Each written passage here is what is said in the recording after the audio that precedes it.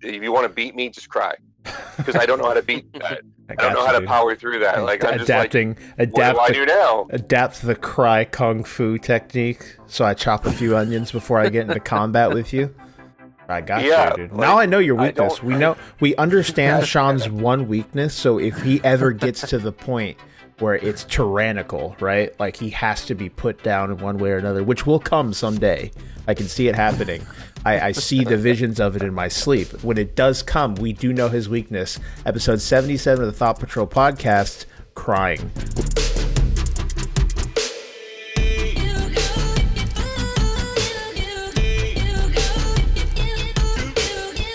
Hello, everyone. Welcome to episode 77 of the Thought Patrol podcast. This week, we got a special guest here. Our boy, the Scarlet Speeder, faster than the speed of... I don't know any stats about the Flash. Faster than the speed of light, quicker than a Taco Bell dump Sunday night. The speediest man alive, Sam Harris. How's it going, my friend?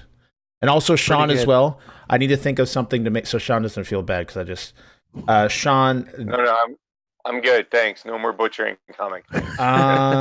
Shawn, the loudest, most pretentious. I'm sorry, let's fucking. That's perfect. That's lovely. That's all you need. Those two objectives. We're good to go. Or objectives. Oh my adjectives. So, boys, I'm glad that you both can join me tonight. Everyone tuning in across the internet, I'm glad you could join us as well. We're going to be talking about a little bit of a Game of the Year Awards follow-up. We had a lot of really nice announcements on top of... This is a bunch of stuff in general, really, that we can go ahead and delve into. We also have some interesting news articles that came out this week, and one pretty large development that might make some kind of splash in the gaming industry in the future. But we'll get into that as we move into the meat and potatoes of this podcast. First, we're going to start with everyone's week. How have y'all been? We'll go ahead and start with Shawn, then we'll move on to Sam. Shawn, how's it been? How's the last week treated you? It's all right. I watched 2 movies. But, okay. I got Hollow Knight and a JRPG, which I really haven't played yet, but it's kind of interesting because it combines elements of Danganronpa's investigating, or that Ace Attorney investigating, with, the whole visual novel style with, your normal JRPG type turn-based whatnot. That sounds and then good. I got Hollow Knight, which has eaten all of my time because it's really fun. Yeah, Hollow Knight's awesome, man. I love the aesthetic to Hollow Knight, like the hand-drawn animation and stuff like that. I think it looks really nice. And I think overall, once the game starts to open up too, I think it gets really fun, especially once you start to get like a bunch of mobility. You start as a slow-ass little bug thing, beetle thing, and then you get a shitload of mobility throughout the game, and you're just fucking Sonic blazing through the levels at once you start getting a few extra things from like I won't actually spoil anything. I'm not going to tell you what you do get, so that'll be more of a surprise for you. But it definitely does open up a bit. The maps or the areas get much larger too to accommodate for the mobility increase. It's a really fucking fun game, and I love the music in it. The music in Hollow Knight is so good. It definitely sets a mood. I thought it was going to be really short or something, but it seems like it's not going to be so. No, it's a lengthy game. And there's a lot of challenge to it, which I think is pretty interesting. I like that with the game, although a decent amount of time you do spend, it's kind of just exploring and figuring out what the map is and like where's this, what's going on over here, and stuff of that sort. But once you do kind of get your bearings, it's really good. I enjoy it a lot. One of my favorite Metroidvania games that I've played, not including like the Metroids back in the day and stuff like that. More like recent Metroidvania games. So I have like 8 or 9 on here, and this is one of the most playable so far. Nice. I'm glad you're enjoying it. It's a good game. And you said, so you got it for what? You said like $2 on the PlayStation Store? Yeah, they had it on sale.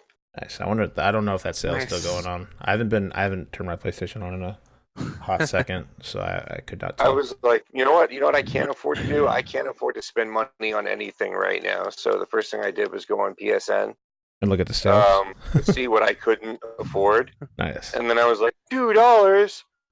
Wow, I Guess have to spend that. yeah, I guess I'm And not I eating spent it for the all rest just of because of the picture. Yeah. I'm not eating for the rest of today, but it's gonna be worth it.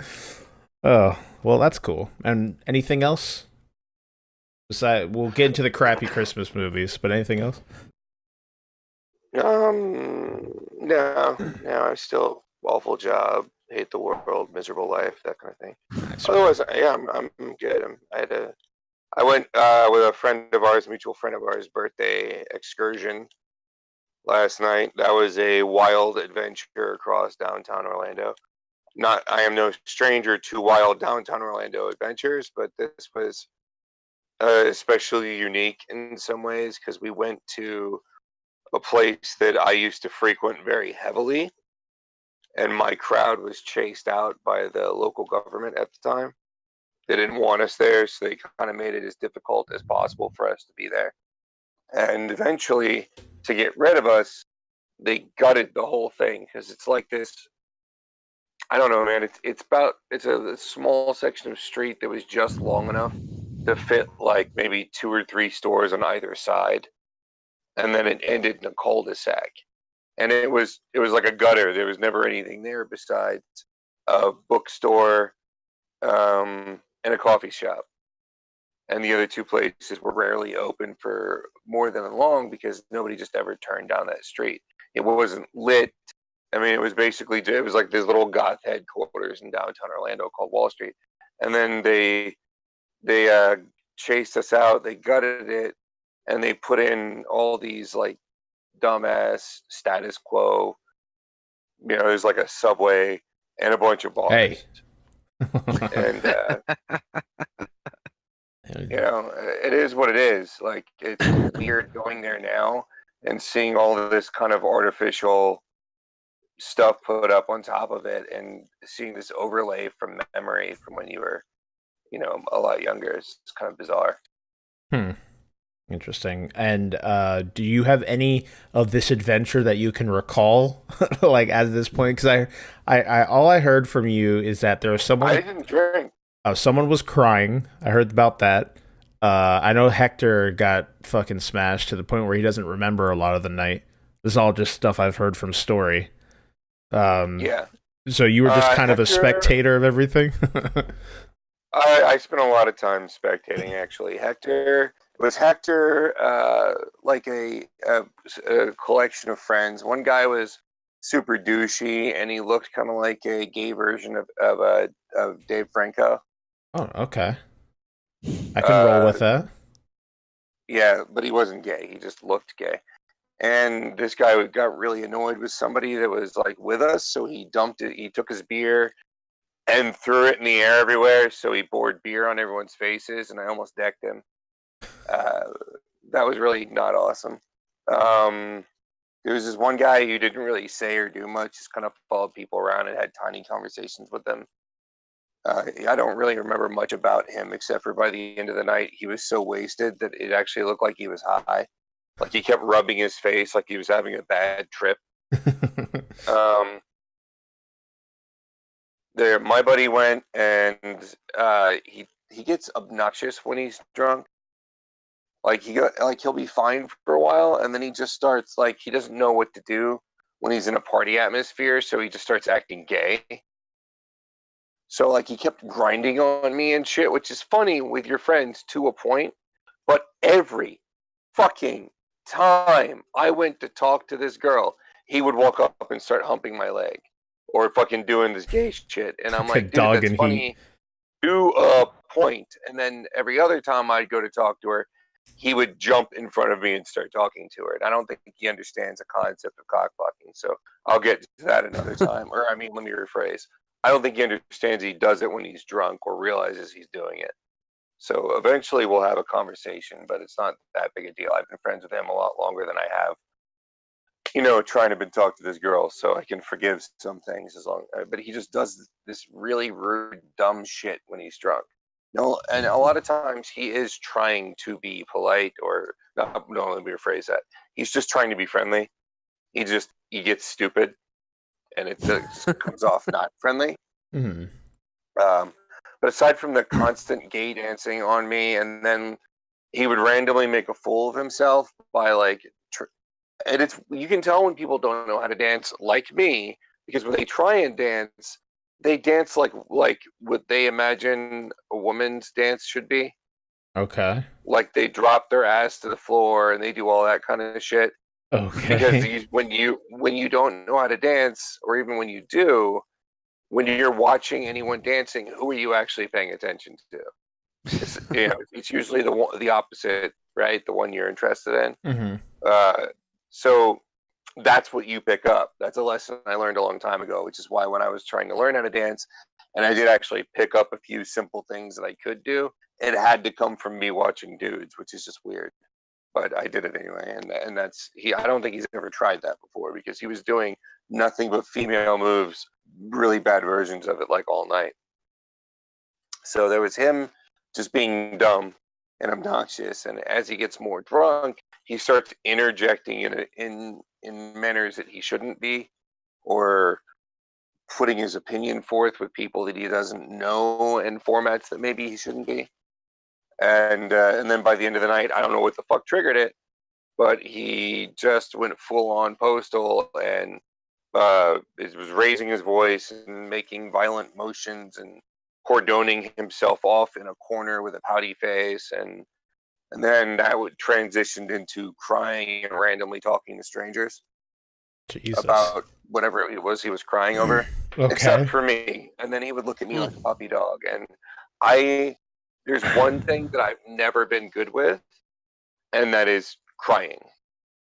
Like, I'm not good with it when people do it of any gender. I'm not good with it when my daughter does it. Like, I have to pretend they're not so that I can continue talking. Otherwise, I just want to leave the room, because I don't know. I just don't know how to. That's like, if you want to beat me, just cry, because I don't know how to beat that. I don't know how to power through that. Like, I'm just adapting. What do I do now? Adapt the cry kung fu technique. So I chop a few onions before I get into combat with you. I got you, dude. Like, now I know your weakness. We understand Shawn's one weakness. So if he ever gets to the point where it's tyrannical, right? Like, he has to be put down in one way or another, which will come someday. I can see it happening. I see the visions of it in my sleep. When it does come, we do know his weakness. Episode 77 of the Thought Patrol podcast, crying. We raise an army of people that are adept at crying in combat, and we're good to go. We have the anti-Skynet, which will be Shawn when he does become tyrannical. I got it. I'm going to write it down right now. Yeah. I'm not one of those guys that's like, oh God, he can't handle crying. That's not what I mean. I don't have a problem with people being emotional. It's not difficult for me to conceive of people being emotional, but it's hard for me to communicate through it. Like, I'm like, you're crying. My first instinct, I'll leave you alone until your face isn't gross. Yeah. And then we'll continue talking. That's like my first. I'm like, you have stuff on your face now. I don't know what to do with that. Like, and I know that's just, I don't know what that is. I don't know why I do that. It's not like hyper masculinity or toxic masculinity, because I'm a giant bitch when it comes to things. I cry during like every movie. Doesn't matter what it is. So I don't understand, but it's not like that kind of crying. It's not like sobbing and needing to hug people. Yeah. And I don't understand, because I don't really do that. And it's not like I can't do it. It's just I've never felt the need to do it. I mean, even when I broke down, it's usually when no one else is around. It's not on purpose. That's just when it happens. So I don't know. I don't know how to communicate past that. So he pretty much just communicated with everyone else and didn't tell me what was going on. And I'll be honest, he's been my friend for a long time, and I love him to death, but I didn't want to know at the time. Like, I was trying to have fun, and he was destroying it.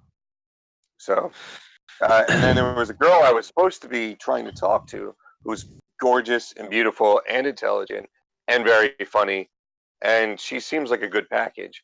But every fucking time, like, you bring one girl around a pack of single guys, and it's a fucking dogfight, and I do not play that game. Like, Yep. I will not try and make other people look bad to make myself look better, which is how you play that game easy.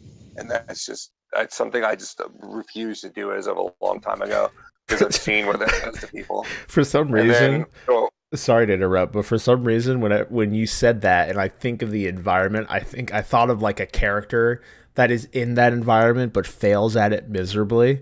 So like some dude coming up and he's around all these dudes and all these dudes are talking to the girl. He's like, yeah, I bet they don't even suck penis as good as I do, or some shit like that. Like completely failing to read the environment or some shit along those lines. That's just the scenario that plays in my head. A dude completely horrible at that, which makes me want to go outside more often. To it, like it's not all that different. Like you have some people that don't know how to compete on a level to communicate, because this is true. When it comes to the opposite sex, there's just a lot of us out there, especially in the geekier or the nerdier or the dorkier communities, who don't have that alpha male trait, which as much as we like to look upon it and hate it, it has a host of benefits. It is a good thing. But obviously in the wrong hands, it's an obnoxiously horrible douche-tard thing. And a lot of people handle it wrong, probably more than less. And when you're surrounded by people who know the game, or at least have a half-assed idea of that game, and you either don't know how to play or you refuse to play, not knowing how to play and refusing to play puts you in the same spot. You end up as the odd man out. So I would have small batches of conversation with her, and they would be very, very good. But then the moment somebody clued in that somebody was getting her gaze, like it would immediately turn into a competition. And then I would back out and just kind of be on the peripheral and start talking to somebody who wasn't fucking with that, which was usually either one of the girls that was involved with somebody, so there wasn't anything to worry about there, or one of the guys that was there that wasn't fucking with it because they were involved with one of those other girls. So I just go and talk to people who weren't part of the I need an opposite person to insert tab A into slot B with. And then there was a lot of dancing to music I don't dance to normally. No, I don't dance in the first place. I'm one of those people that is the reason why some people shouldn't dance. Like I'm that guy. Mm-hmm. But when I get liquored up enough, I'm just average enough to only be stupid. Like get that. And if you go in like an if you go into an electronic music club, which is becoming more and more rare these days, everything is just hip hop or trap music. If you go into those, you'll find out that most people's dances look stupid. But when you're in a sea of people who are all doing stupid dancing, it looks like everybody knows what they're doing. It's only when you zero in one person at a time. Occasionally you'll have somebody that really does know how to dance. But if you've ever seen those videos that make fun of goth dancing, and you're like, holy shit, that looks stupid. Believe me, I'm in that crowd. And it does look stupid. But when you have a sea of people doing that, it's impossible to tell that it's stupid anymore. And it's pretty much that way with any club. So we bounced around from a bunch of different areas, and the girls would dance for brief periods of time, then get bored and migrate to another part of the floor or migrate to another club. And there was a bunch of funny shit that happened. And every so often I would get that weird feeling that I wasn't a part of what was happening. And then I would just kind of step back and observe. But for the most part, it was fun. Outside of the douchebag with the beer shower, and which pissed everyone off, and my buddy's meltdown, progressively escalating meltdown. Sounds like a typical Friday night or Saturday night. Yeah.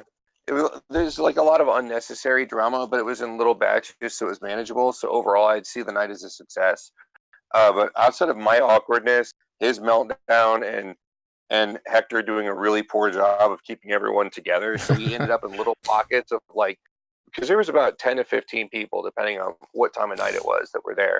And Tyler was there with us for a period of it. But, Tyler, he old manned his ass, around, I don't know, 11 o'clock or midnight. He was gone. It's 9:30 already? Damn. I don't really do the bar scene, so I'm going to head home. You guys have a good evening now. I got my television shows recording right now. I gotta head home and catch the tube. Yeah. I don't know why it sounds like slightly southern story time with you, but yeah, that's basically Shut the fuck we're going to talk about a moral right now. It's a fairy tale we like to call The Golden Fleece. No, that was Tyler ghosted somewhere during the evening when we got separated. But downtown's a fairly large area which encompasses 5 or 6 blocks, and we would be in 3 or 4 parties. It's like dropping a ball of slime and watching it splatter out in 4 directions. That would happen, and then we'd all get yanked back into the middle by one person that would figure out where everyone was and direct them back, and we'd end up at a place, half of us, and then the other half would show up 20 or 30 minutes later, and then we'd leave 15 minutes after that, and the process would start again, and everybody would always be in different groups. I was always trying to be in that girls group, but again, that didn't work out well. And I'm not going to try and cut someone else's dick off just so I can get mine in.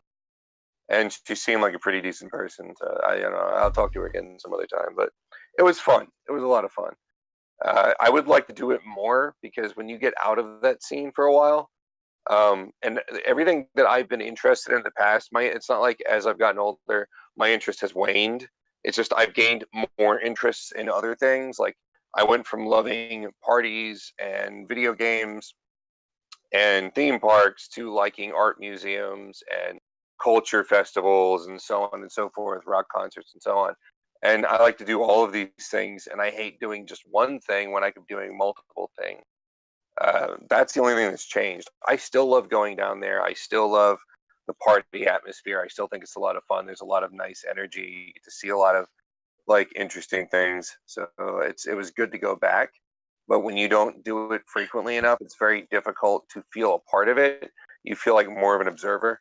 Yeah. And it feels like you're walking through an alien landscape. And you have to go with people you trust, that you're safe with, and do it numerous times to really see that as part of your lifestyle instead of a scientific venture into weird land. So a part of that was just me kind of feeling out of my element. Okay. But it was a lot of fun. That was probably an overlong description, but there was some funny shit in there. Several weird. It's just accidentally running into a woman's vagina on the stairs was one of them.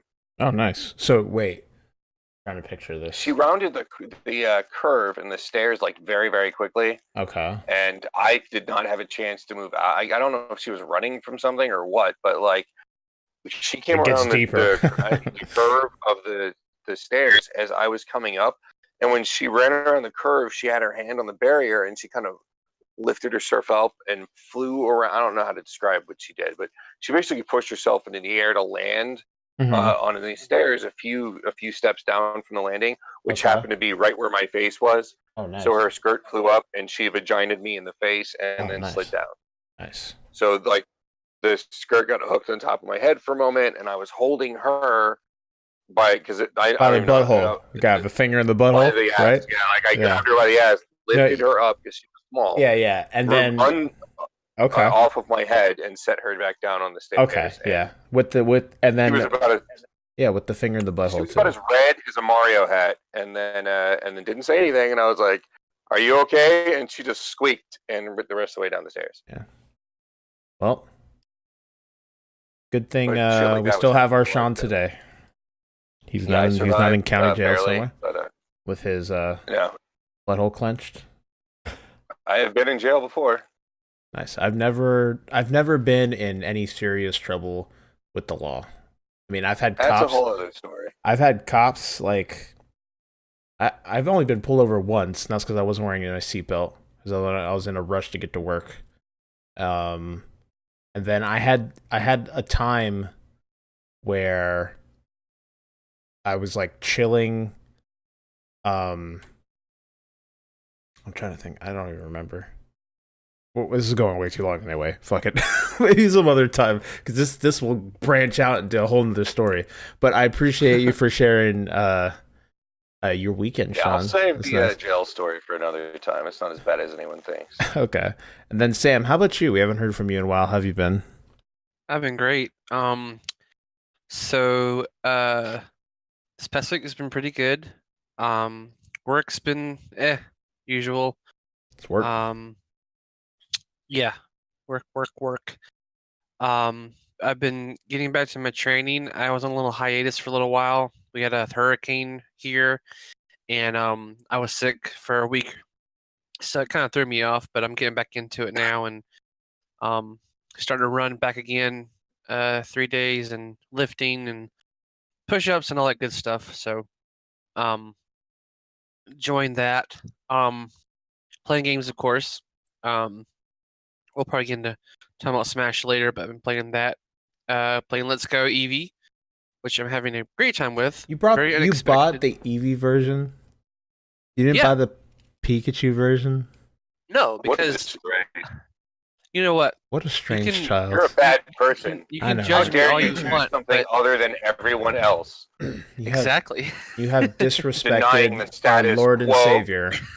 You've disrespected our Lord and Savior, Reggie. Your body is not ready. I'll have to ask you to leave now. That is the last time you think for yourself, young man. You're grounded.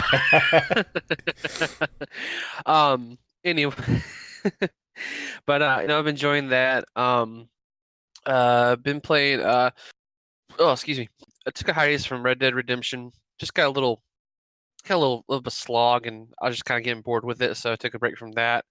Started playing Divinity Original Sin 2 with my cousin.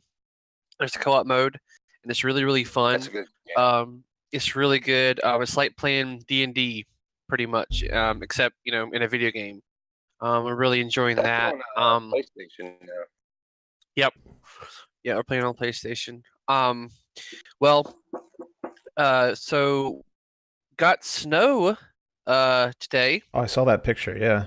Yeah, it was. Yeah, I had no idea we were getting it. Well, actually, excuse me, my mother informed me quite a bit that we were getting them, and I don't ignore her weather reports, but sometimes she'll hype it up too much and it won't do anything. But it did quite a bit. I mean, it didn't stick to the roads and stuff, but we got a nice little 4 to layer. 5 inches. Okay. So that answers my question. Yeah. So was it like beautiful snow, or was it like the nature's toilet snow that most people show me?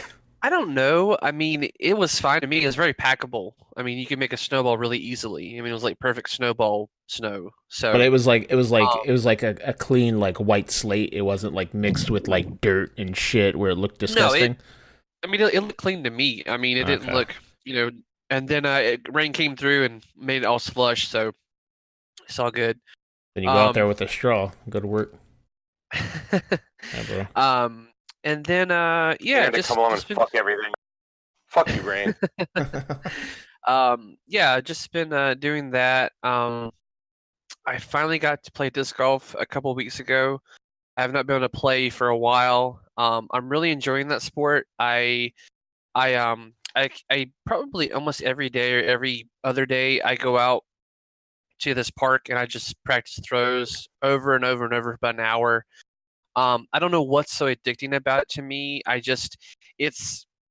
don't know if it's like just it's the simplicity of it, but for some reason I'm just really into it. Like I've probably got about 20 different discs.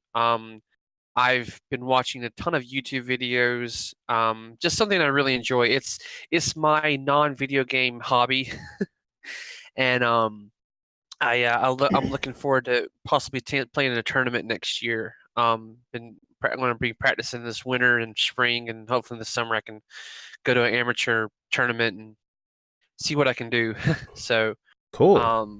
Definitely sounds like a plan. And I'm doing it with my dad, and he's really enjoying it too. There's still a lot of time with him before I hopefully get into the military. So I'm taking advantage of spending time with family and stuff. So, and then I haven't seen too many movies lately. I finally saw Incredibles 2, which I can't believe it took me that long to see it, but that was really good. But yeah, other than that, everything's been pretty good. Been doing good. Just enjoying games, enjoying life. Okay, real quick, I'll go to my week in a second. It's not too much to talk about, but real quick, you mentioned movies. Has everyone seen the Endgame trailer for Avengers? Yes, I saw it. Have you seen it, Shawn? I'm going to see the movie either way, so I didn't really care if I saw it or not. I knew eventually somebody was going to make me watch it, so I just decided I'd wait for that. Okay, well, Sam, it's gotten to the point now where I don't know why, but like trailers are at the bottom of my importance list. Like I just need to know when the movie's coming out so I can definitely see it. I happened to stumble across it. I kind of know what's going to happen, so yeah, I happened to stumble across it at work. But Sam, do you have any opinions on the trailer, real quick? I'll watch it right now. now no, I can't do that. Right now, I'm. It was kind of. I won't say it's predictable, but it was kind of like, okay, now we get to see the next how they're gonna, come back and beat Thanos. It, it's gonna be interesting to see an entire universe that's 50% less than what it was. Um, I'm looking forward to it. It did. I don't know. I don't feel as hyped about it as it did in Infinity War. I'm not sure why. Um, but I enjoyed it for what it was, the little sneak peek of what's to come and what's going to happen. If this is going to be, because I think this after this movie is when I think they're going to their next phase. I could be wrong, but I know that contracts are going to be up soon for actors, and there's going to be a lot of shifting around of the properties. So, I mean, Oh yeah. so it looked good to me. This is Cap's last movie, so the theory is it's going to go out in this one. Yeah. So there's a lot of speculation of like who's going to be Captain America now. Like, is it going to go to Sam Wilson like it is in the comics? Is Bucky going to take the mantle? There's it makes more sense for Bucky. Yeah. Of course, actually, he's getting his own TV show, so that's not going to work. They also, I noticed, there. Now it could be something, but someone was saying that when Steve Rogers looking at that picture of Peggy, someone was saying something about time travel, and I don't know. It could be just a reference or whatever. I don't know, but it just like someone says something. I'm like, I don't know if that's gonna happen, but because I've been seeing a lot of people pick out the trailer and give their theories and stuff. But I'm just gonna take it for face value and not try to analyze it too much. But it looked good to me. I'm looking forward to it. I feel the same way. Again, I mean, my overall hype for the Avengers movies over time has just kind of teetered off. Like I wasn't that I wasn't like ball bustingly excited for Infinity War, although I did go see it pretty soon after it came out. And then I'm kind of the same way here. Like I'm excited to see what happens next, but it's not to the point where like I'm counting the days down and stuff like that. It was, again, I'd agree, it would be interesting to see kind of like post-apocalyptic look at this universe, see what's going on, see how we do plan to spring back into action to fix whatever the fuck's going on. I'm wondering how close we'll get to the original method that they fixed everything. If Celestials will get involved, will they just use the Time Stone? I don't know how the fuck they're gonna manage to do everything. They're not going to be able to do it like they did in the books. There's way too many characters that they haven't introduced. It's a 3-hour movie, man. You never know. Yeah, but you can't. I mean, I don't think even Marvel's stupid enough to bring in somebody like Thanos' manufactured daughter to be tricked by the Eternals, which have barely been touched on. Yeah, I don't know. Eternity and death. I think it might end up having. I think it might end up having to fall down to, again, like time travel, something along those lines, with the kind of watered down version we have of the universe. But again, exciting. Now I could put the tag in the YouTube video. They were going to bring Warlock in, but Warlock doesn't come until after the movies, according to what they said officially. So I don't know. We'll find out. Because the Last Stone was supposed to be in Warlock, and it wasn't. So I'm on that part where there's a little bit of hype there, but it's not ball busting. I'm not going to be passing out in any theaters or anything like that. So, but I'm glad you're all doing. It's to the point now where Marvel movies are like Halloween or Christmas, but much less important. So you know it's coming. You know eventually I'll get there, and you know that either you're going to celebrate the holiday when it hits, or you're going to do it later. But it's like a given. So it's just like, all right, well, I know it's going to happen, so I'm going to look. I like it, but I'm not going to spend the whole year like, oh fuck, can't contain myself, because you know it's coming. You know you're going to get to enjoy it at some point. There's plenty of other things to look at instead. Yeah, I feel you. I feel you. That makes sense. No, I think it does. All right, so my week has been good. I've been mostly sticking to a little bit of Fallout here and there. Although I've kind of slowed down on Fallout, waiting for some other people to hopefully catch up to where I'm at, if they even get that far. If not, I just recently passed like the 78-hour mark in the game. So I recently completed my full set of XO1 armor. So I'm pretty decked out at this point. The last thing to really do would be to finish exploring the entire map and then hunting out legendary items, try and make my character a bit better. But there's like still a few bugs here and there that make damage kind of weird in the game in its current state until they fix it. So I've just kind of slowed down on my progression in that game. I've gone to Final Fantasy 14, which is just a leagues better game in all realms. And I've gone back to the grind in that. Really, God, I fucking love just playing that game, being in that world, seeing the other people, finding new armor sets, checking out. Just every time I get to a new dungeon, I think that their dungeons are really top tier. Maybe not necessarily in a mechanical sense, although they do get a little bit more difficult. They're never really hard, at least for the dungeons. But usually dungeons don't go that route. You're not usually raiding in a 5-man instance or a 4-man instance or something along those lines.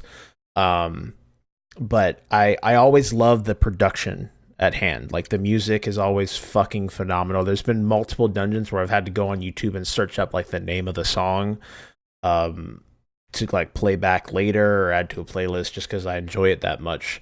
And then I always think like the bosses themselves are cool, and then the look of the game is nice. It actually looks like it's a game that was made for 2018, unlike World of Warcraft. So I've been enjoying the shit out of that game, really like it, trying to level up my Astrologian, which is a healer class that deals with buffs that revolve around drawing cards, like a Yu-Gi-Oh player.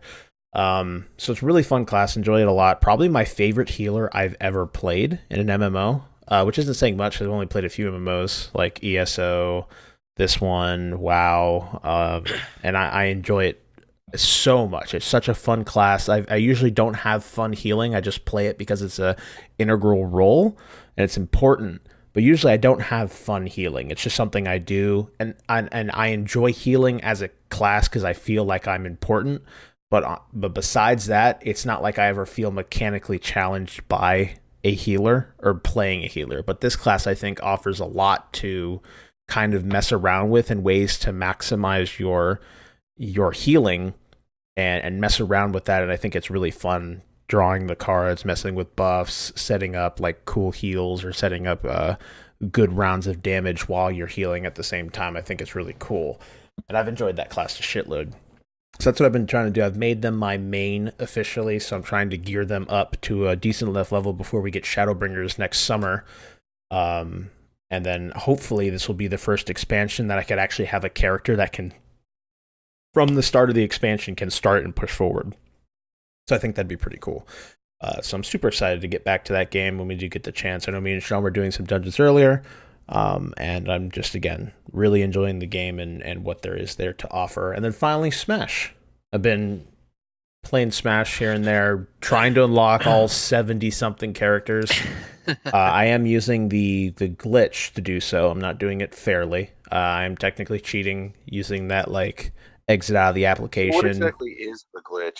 Well, the idea is the game, every 10 minutes, you're allowed to, like, unlock a character. You're, like, challenged by a challenger or something along those lines. There's also some other criteria you have to meet, like movement, like how many steps you've taken, jumps, stuff like that, games played. But you can only unlock a character every 10 minutes. But if you unlock a character, back out, like completely close the game and reopen it, for some reason it resets the timer back to 0. So you can just chain unlock characters. All you have to do is set it up initially, with is usually like you play like a 20-minute game, run around, jump around, do shit like that, and then you set up like a one-stock game against the CPU, die, you'll get challenged by the challenger, and then once you get the challenger, exit out of the game and pop back in, and then do a one-stock game, and then rinse and repeat till you have all the characters, as far as I assume. Now, I've heard from Sam that apparently it's been patched, but it's still working for me as of right now. Like, I literally just unlocked a few before we started recording. So we'll see what happens there. I might just disconnect my Switch from the internet so I can't update the application until I get all the characters down.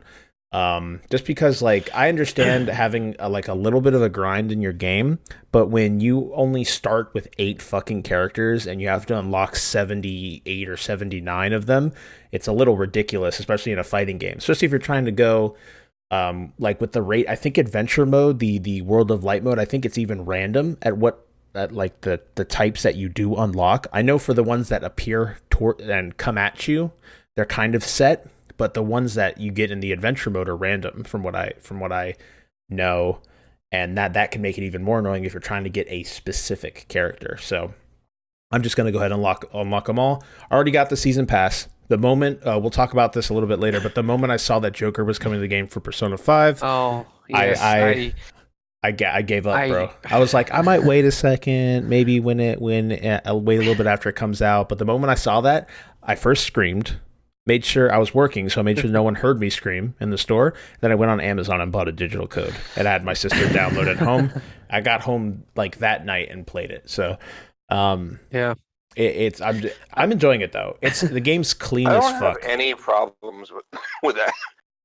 Excuse me, with having to unlock characters. As a matter of fact, I love that. I hate the fact that fighting games have become a pay for characters that you used to get with the game, and you lose that satisfaction of having to unlock them.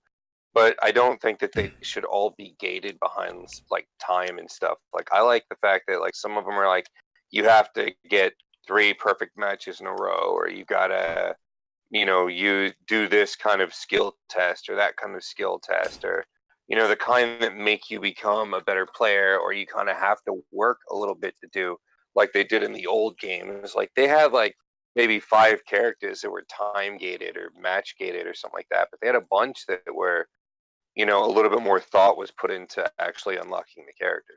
Yeah, I think ever since Smash 4, I don't know how Brawl worked too much. I've only played little bits and pieces of Brawl, and I played through most of Subspace Emissary. But I know that when 4 happened, it was match gated. So you play a match, you literally make it one stock SD, and then rinse and repeat till you have all the characters. And then with this one, I don't like because the grind feels kind of artificial in a way, especially since it's so large. It almost feels like they're trying to extend playtime, because the only thing besides using World of Light mode, if you want to do it that way, but you can do it classic way, the only thing is time. Like we said, like wait 10 minutes, unlock a character, and then you'll fill up these other smaller criteria as you play. So it kind of feels like it's artificially extending the time, and it's slightly annoying, especially if you're trying to get into one of your characters. And I love the adventure mode. I think it's really cool. Although I liked Subspace Emissary a little bit more. I felt there was more of a story there. You had like cutscenes and stuff like that, and like build up to bosses, where this is you're just kind of running around a world map and getting into like encounters with modifiers, and then you have a combat level to collecting spirits and shit like that. So it's a little bit watered down. They took out the cutscenes and stuff? I mean, you have the initial cutscene where you watch everyone get eviscerated, but so far, a lot of what I've done in the 3 hours I've put into World of Light mode has just been running around like an overworld, and then walking into these little like beams of light, and then you get into like an encounter that sometimes has random modifiers on it. Like fight a team. That makes no sense. Fight a team of Pikmin. All the cut that out. That was the best part about it. That's what I think makes Emissary a little bit cooler. I also like the fact that you ran from left to right and actually went through the world, and you weren't always fighting. In this game, everything I've done has been a fight. It always is a fight. You walk up to a thing and it's a fight for the most part. But where Subspace, you actually had like, you walk through giant maps. They had like secret areas where you could find new stuff, find the stickers that would power up your character and stuff like that. I really like the way they did Subspace, and I think this is a little bit of a watered down version of it. Overall, I think the game's still like fantastic, really good, super clean. I love the change to the UI. And the little changes they've made here and there. I really like the one, it's like the critical hit element kind of thing that they've added, where if someone's a very high percentage and you use a move on them that hasn't necessarily stalled like too hard, so it's like it hits hard as fuck, you get like this really cool thing, Shawn, where it zooms in on both characters, the one that lands the hit, and it like the whole screen looks like a crackling explosion kind of thing, and it launches the character into the sky. So it's like almost like if it kind of builds up the hype, like you have two characters going at it, both high percentage, and you hear like the thunk of someone smacking the fuck out of someone. It zooms in really quick to where they are, and you just see someone careen off the screen. Super cool for like those more tense moments. I think it was a really cool feature to add to the game. Also now you can like actually build up your ultimate as you fight, although you can turn it off. But I think that's another cool thing. I never liked the smash ball like floating around. I always thought that was kind of dumb. Yeah, I would say that to that, I think it would be good in certain modes or in certain styles of play. I don't know if that would be in the competitive scene if they would allow a final smash meter, because most final smashes, if you hit a lower percentage, it's not gonna knock them out unless there's some smashes, I don't know for sure. I think there's some that are automatic knockouts, but most of them just do a budget damage. And then of course, if you're over 100%, I mean, if you're in the red, you're gonna die after a final smash. Yeah. So I still enjoy the smash ball though. It's like a mad dash to get it to turn the tide, get an advantage. So I enjoy that about the smash ball, but the smash meter itself is good. Like workaround. But, yeah, it's a workaround. And I like that they have a false smash ball now. So it's like this ball that has it's like an upside down version of the smash symbol, and if you hit it, you get knocked really, really hard. And if you have a high enough damage percentage, you'll get knocked out. So I think that's kind of cool. They have this little, This is like a fake one that explodes. Yeah, it's cool. so that it's I like that. And I have to agree with you. I really enjoy it, and I'm starting to notice all the tweaks and nerfs and buffs they did to the characters. They have completely changed Ganondorf. I've been playing him lately a lot, and they've made him like a more move sets, like his smash attacks. Like he actually uses his sword, which is, I think, awesome. And his redesign is excellent. I love his redesign. It's more of the Ocarina of Time Ganondorf. And then of course they've done an overhaul on all the final smashes. Well, most of them anyway. The Star Fox ones are really good now. And I'm really enjoying it. And I'm really hoping that once I get all the characters, I can then go through and just basically try to pick my top 5 or my mains that I'm going to use, and which ones that I would use in certain situations, which would counter this character, which would do that. And Wait a minute, wasn't Ganondorf in Brawl the Ocarina of Time Ganondorf? Like I just think he was I think it was Twilight Princess. He was Twilight Princess, yeah. Yeah. I think his design since he was introduced was Twilight Princess's design. Yeah. Twilight Princess wasn't around when he was introduced. He was introduced in. He was in. Let's see. He was in. Well, okay. When might have been Melee. Ganondorf created, introduced to Smash. Let's find out. All right, Ganondorf Smash Wiki. He was in Melee. Okay, then it must have still been Ocarina, but I think they went to Twilight Princess and Brawl, and then I think they kept that in 4, and then I think they went back to Ocarina in this one. Could be wrong, but I just that's one of the redesigns I've noticed. It's not like the designs for Ganondorf have deviated that massively, so it's easy that I could have. It doesn't matter. I could be remembering things wrong. I was just curious. Continue. Oh yeah.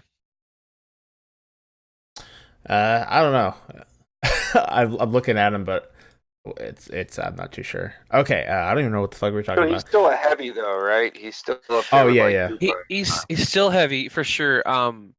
But and then I haven't really gone into other characters. I've been playing. I unlocked Richter and Simon. I've been enjoying them a lot too. I like their movesets. They feel very similar to Zero Suit Samus in a sense, but they're definitely different. Because my brother-in-law uses her a lot, and he's really good with her.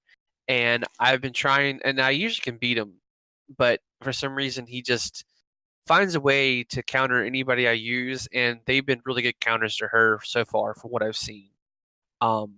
So Zero's a really good like defensive speedster character because a yeah. lot of her moves are they're not heavy, but they got a wide hit radius, like a big hitbox, and they have pushback. Yeah, and her aerial combos are just broken. I mean, they're still broken right now. So that's why like I try to pick I try to just keep her on the ground and just try not to go above her or whatever. That's the key to me. But anyway, um, but yeah, I've been really enjoying the new ones. Like the one I want to get the most is Incineroar. I don't know why, but he just looks awesome, and I really want to try him out. I never liked the design of Incineroar. I thought he looked ridiculous. But hey, I mean, we got Charizard in there. Why not get another fire type in there? But okay, cool. For everything else, I've been good. Work's been good. Games have been great. Me and Shawn caught up on anime today. Holy shit, we had a lot to watch, and we caught up for the most part. Caught up on SAO. Crazy fucking episode this week. Blew my goddamn mind. I scared probably someone in the house because I screamed really loud. Was not expecting it whatsoever. Even though the show like came on, it's like, oh, there's a little bit graphic content in this episode. Be careful. I'm like, oh fuck. Don't Shit's you going down. remember Asuna getting fucking raped, tortured by douchetards? Like this should not have. It Come was as a surprise, molestation at the least. There wasn't any rape. That was clearly. Well, first of all, molestation is a form of rape. But, whatever, but there was no insertion. There was no penetration. So it was more like he kind of, you know what I mean. This I wouldn't say this crossed into penetration, but I'd say it came fucking. It was really really fun. Let's not talk about it if people haven't seen it. And if you watch the raw footage, like the stuff that wasn't censored, it makes it a lot clearer of what's they were going doing. On. But let's leave that. But they get their they get their just desserts, so that was good. But I'm SAO's kind of weird. I don't know what to think about this season because there's been some good moments. It's been kind of slower, but I know it is set for like 50-something episodes or something along those lines from what we checked. The animation has been great for the most part, and it stayed good for the most part. It's just like there's just some like lazy things that come in here and there. Like for some reason, their power relies on the power, and this is for fuck's sake. I always got to bring it up, bro. We never talked about it, but their powers rely literally. This is straight from the show on and they've said it. They say it multiple times when it's first revealed. The quote power of imagination. Dead ass. So fucking. I mean, like so bad. Like dead this ass. Show just completely. And I am a diehard SAO fan. Like people talk shit about SAO, I'll defend it. Even the worst game, I'll defend it because I love the heart of what's in there. And this show derailed the moment they hit the Sword Academy arc. Like it did this ridiculous time jump with zero explanation, zero exposition. Just boop, here we are. 3 years later, boys. Yeah, and all of a sudden you're left to try and get to know characters that the show treats it like you already know them. So like it takes a couple episodes just to get going, and then it just nosedives. Like it starts to do something interesting with this whole willpower aspect, and then rather than explaining it like the way Kyle and I worked it out, where I kind of suggested that it's that in the same way that Kirito soft hacks the VR games that he plays because his brain is geared in such a way that he's just able to excel at them much, much better than anyone else. Like he is like almost a savant on that level. The way he thinks, the way his brain functions, he's able to manipulate synthetic reality, synthetic worlds to his advantage and bring skills over and so on and so forth and be able to do certain things with equipment that no one else could do just because of the way his brain's programming is. And in this one, he starts to say your willpower allows you to kind of work your way around the rules, the system's rules, and the laws of this virtual world, so to speak. And he starts to kind of talk about that. And then it goes straight into this never land, fucking My Little Pony power of imagination dream shit and falls the fuck apart. And no matter what they do, it just, I can't unlearn the fact that they spent 2 episodes saying the power of imagination every 10 seconds. I can't erase that from my mind. And it still says it. It's still implying it. It's horrible. Yeah, it's And I like love the show, but that part is horrible. their power system in this season is literally designed around Deus Ex Machina, because you can do anything with the power of imagination. Oh shit, Kirito's in a bind. This dude's so much stronger than him. Willpower. Power of imagination. I imagine I'm stronger than you. You're fucked, bud. Now, it doesn't necessarily work that way, and they probably, hopefully, don't do anything like that, but it just builds up the idea of creating scenarios lazily and solving scenarios lazily because your power system isn't well built. Like something like if you look at Hunter x Hunter, which has a fantastically built power system with the Nen and all that other stuff, and how the users create their own powers dealing with this energy system, you can kind of get an idea of how strong certain characters are because they spend so much time explaining their energy system, not just straight saying, oh yeah, they use literally, quote, the power of imagination to do things. So I think it leads for possible lazy writing scenarios in elements it's all like been lazy writing. Yeah. So it's just weird. So far, again, I'm enjoying the show, and it took a turn that kind of brought me much more into it than I was. So I'm interested to see what happens next and the possible trauma that everyone has to deal with now. But besides that, it's not my favorite show this season at all. There's a lot of really good stuff going on. Reincarnated as a slime. Bunny Girl Senpai. It's not for everyone, but I think it's good. Zombieland Saga, which still, we caught up on that today. It literally made me cry. I cried about a show about zombie idols. Literally, girls. It has like an earnest and sincere core wrapped in absurdity. Yeah. Like if you took, God, all of a sudden I fucking forgot the name now. Asabe Tsubasa, and then you took all of that absurdity, but you wrapped it around an actual heart. Like you would have something like this. Yeah, I really enjoy the characters in the show, and I think that the writing in regards to like how the story progresses, I think is nice. And again, when it gets to those areas where it's a little bit more warm-hearted, I think it's quite impactful, especially if you do get involved with the characters. Because if you think about it, it's sad. These girls all died at one point. Eventually, you're gonna find out how that ended up happening, and yeah, I don't know. It hit me hard. I was not expecting it to be as bad as it did end up being, and I'm still enjoying the show. The music in it's been really good.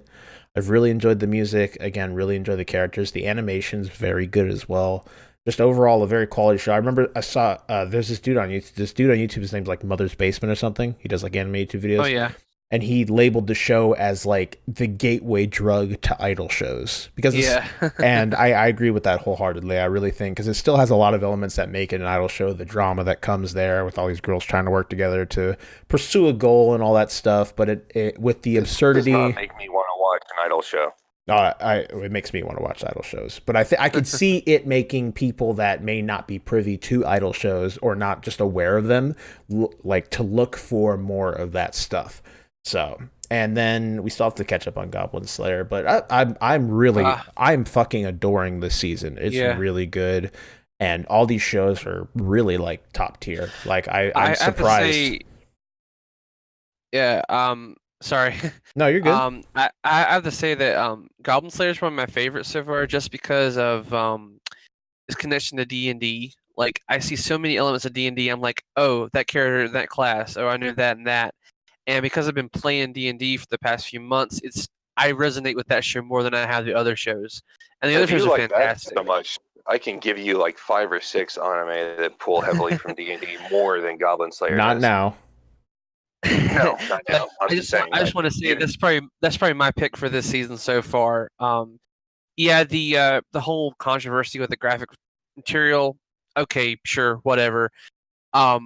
I just think it's great, and I just love the simple motivation of this character is just to kill goblins, and it's great. It's it's this it's just how it encompasses this world yet through one motivation, and I just think that's just a really cool I like take on how the I like fantasy. how with his he has one goal, blah blah blah, and so you could say that being a boring character, but I like how methodical he is. Like with everything, a lot of at least a lot of the shows I've watched when it comes to anime, in regards to that, a lot of the time it's not taken too seriously. Like sometimes there's thinking involved, but it's very quick or it's not really explained too much.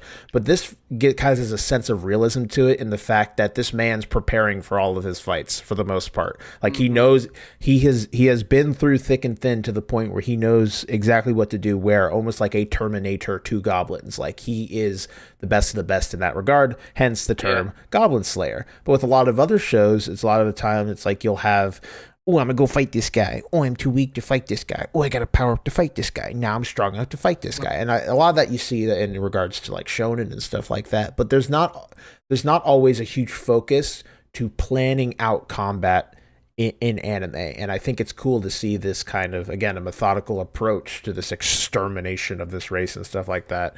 And I like it for that. Now, though, I don't have any issue with the whole like graphic content in the first episode in itself. My problem with it is there's such a direct tonal shift from the first episode to the following episodes that it just feels like it's tacked on for the awe factor. That's the only problem I have with it, because it literally, you start with a dark scenario and then the next few episodes, it literally feels like a kind of slice of life where we're getting the team together and doing this stuff, and there's really no huge depressively sad, and I'm not asking for a huge depressively sad show, but when it goes from what the first episode was to what the rest of the show has kind of been, the shift is so sudden, it feels almost jarring, and it was kind of put there to kind of fuck with you in that way, like almost like a jump scare in a horror game in a way. But like I can't agree with you on that, because they do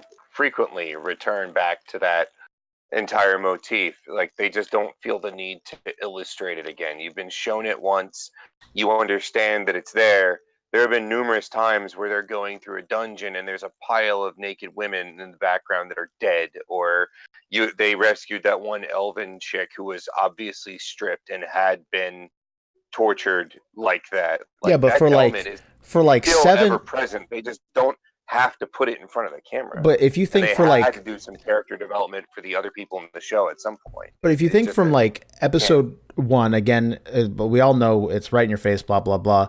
But then like it's just, yes, they reference it, and I understand there's no need to re-show it, obviously. But like for 2 additional references in the next like 6 episodes, it just feels like the world's, it's there to remind you every once in a while, oh hey, this does happen, but it's just, I understand, it feels like it was in an effort to shock, for it was like just for shock value initially. And then you see it every once in a while, but I don't think they're showing you what the world is like. This is out there. This is how bad things are. And then they moved on with the story. I don't think I would have done it any differently, although I definitely would have not made it quite as fucking obvious as they did in the screaming for help and the Shawn having nightmares about that for the rest of his life part. I think outside of that, like I thought it was done about as perfectly as they could do it. I think in the episode itself, it was good. I don't know, but you like go from a girl being pretty much raped to being killed, the whole team being slaughtered. Yeah, whatever. And then the next episode, we have Cow Tits McGee and happy, and then a boy that doesn't really say much, kind of wandering, and then there's like a whole walk through the town kind of thing. There's like no build. There's no build up, and there's no like settle down kind of thing. Like the story happens, it's there, and I understand it's there to present to you that hey, this shit happens, it's messed up. But I much rather would have had some kind of build up to it that wasn't just the first episode, and these characters we really don't have a reason to give a fuck about besides the fact that they do get slaughtered, and it just happens kind of thing. I feel like anything else, then that would be more of a pacing issue than a tonal issue. But a lack of pacing can affect tone, I think. That's what I'm trying to say. Because if you're constantly switching, or you make a quick switch without like a build up or some kind of settle down, then I feel like it could affect. And I'm not saying for the overall show, because again they do return, but for the next few episodes, it almost feels like the first episode could have been some kind of fucking fever dream. Like you had like a crazy nightmare, and then all of a sudden, oh, and now we're here, we're amassing a party, let's go kill some goblins kind of thing.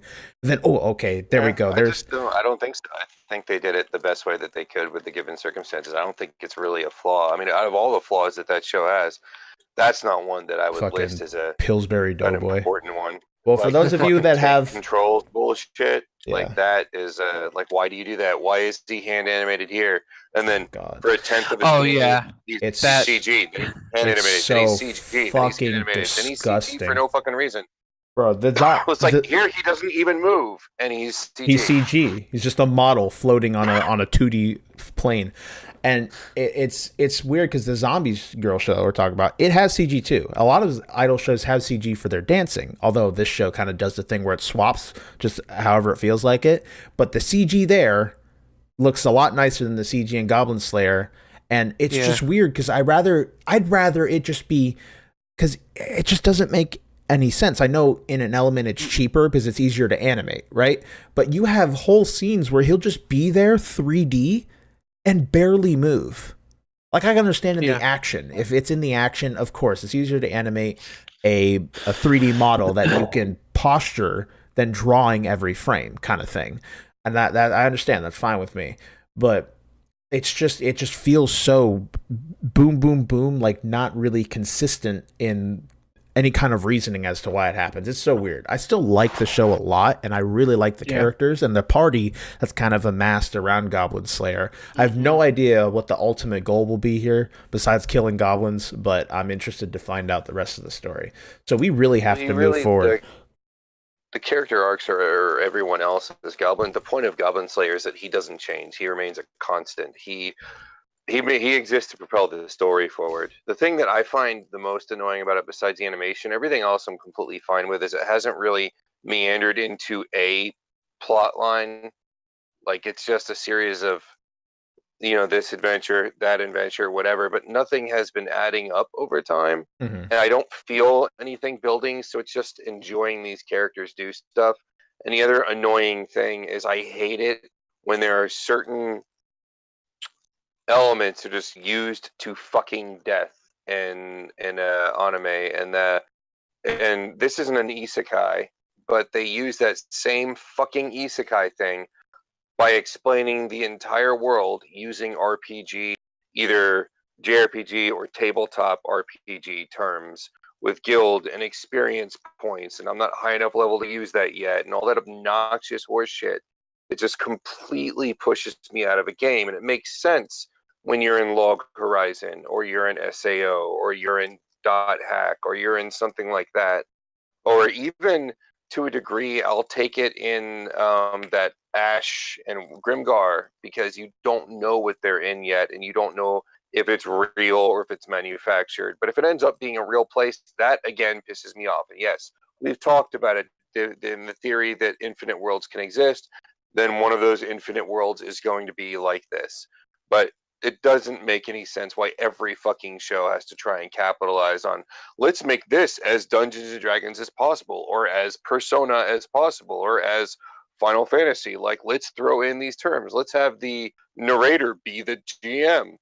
It's such an abused privilege in storytelling to constantly do that. And when you're trying to make a world real, and then use all this artificial shit to describe it, it kills the reality for me.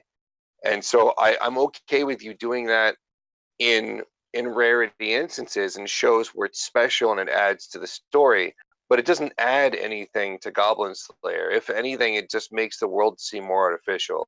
And I think that's the part that really fucking kills me. Is it's hard for me to be invested in characters when they all go to a guild with experience cards and they get a certain amount of experience for accomplishing missions, and they've leveled up and learned a new spell from their guild master or whatever. That part is annoying as fuck. I'm telling you, I bet you that part is cheap. we're gonna get to the end of this show, and it's gonna be a D&D session because they have like a whole fucking, they constantly reference die by the gods being rolled and stuff like that. So either they'll allude to it being a D&D session or they'll outright show it. I feel more of them alluding it. That's the only thing that will make it make sense. It's the only thing, and at that point in time, then I would be like, I'll take it. That I would like. That I would enjoy. Yeah. But if you were going to do that, like, that's something you wouldn't want to wait until the end to drop in. Like, you'd do that somewhere in the middle. All right. Or start giving heavier hints. And they've given us nothing so far except for the dice rolling during the credits. The openings. All right, let's move forward. So, we appreciate y'all for stopping by. Again, intro's done, an hour in, so we're gonna blow through the rest of this to get to the end topic. Housekeeping. We do Twitch streams. Now, the Twitch streaming is no longer set to a schedule. If you want to follow that, I highly recommend you join the Discord. The Discord link will be below in the description. And I will let everyone on Discord know, and on Twitter. If Discord's not your thing, you can check us out Twitter at ThoughtPatrolPD, or even Facebook, Thought Patrol Podcast. We do put the links up there when we do go live, so you are aware. Just because we do not have a Twitch stream schedule anymore, unfortunately. If we talked about anything this episode that interests you, the animes we referenced, are you excited for Infinity War, stuff like that, feel free to drop a comment below on the either the YouTube video, or if you want to let us know personally, you can come over to the Discord, send us an email, thoughtpatrolcast@gmail.com, things of that sort, or even on Twitter. Also, while you're there, feel free to subscribe. Follow us on our social media platforms. We'd appreciate that. You could keep up to date with what we're doing here and anything we may do in the future. We also would really appreciate it if you enjoy our content here to leave us an iTunes review. It could be what you feel is proper for us, I guess, between 1 and 5 stars. We'd appreciate just getting some feedback from you guys. Let us know how we can work to improve the show. Little by little each day. And I think that's about it. We also on Facebook have a sister page, The Streaming Geek, where there are reviews that go up and things of that like. So if that interests you in any way, shape, or form, feel free to check that out as well. Again, that is The Streaming Geek. So let's move on to the mailbag. We have 2 mailbag questions. One comes from Sam. Sam, would you like to read your own mailbag question, bro? Because I feel like, you want to. Because you have this character you've adapted, and I feel like you would fit him properly. So I would appreciate that. But keep it clear so we can all understand what you're saying. Okay. All right. Hey nerds, it's me again. Yeah, me, the one that asked you a question last week. I got another one for you, and you better answer. I'm gonna kick your nerdy butts. When it comes to online games, do you think players that put more time and energy into acquiring equipment and becoming skillful should be nerfed when it comes to PvP modes? For example, in Red Dead Online, you grind for gold and other currency to get new weapons, cosmetics, and horses. And people who play more are obviously going to have an advantage on those who don't. So in the interest of fairness, should PvP modes be equal when it comes to equipment so that it doesn't ostracize new or not very skilled players? Look, I'm really sorry this time. I shouldn't bully you guys, and I'm projecting my anger onto you. I promise I won't call you guys nerds anymore. Only if monkeys fly out my butt. Nerds. Fucking asshole. I hate this guy. All right. All right. So the idea here... It reminds me a little bit of James Rolfe's character. So the idea here is when it comes to PvP, should games be put on the same level, or should a grind count for something? I think this is my favorite question of Sam so far. Well, I'm glad that you enjoyed that. I'm going to be honest. This is a pretty solid question. Okay. I think when it comes to PvP, I think it could be done well either way. I think it comes down to the grind and what the developer's intending. Because for a game like, say... I'm trying to think. For games like, say, League of Legends, right? I've played that game for like 7 years. Now, they have PvP elements in it. Obviously, most of it's PvP, just in the realms of like a really sped up RPG. So there is technically a grind built into the gameplay where as you play, you get gold. If you get gold fast at the enemy, you get better items than the enemy, and that's part of the meta game is to get strong as you can, as fast as you can, and it's balanced around that.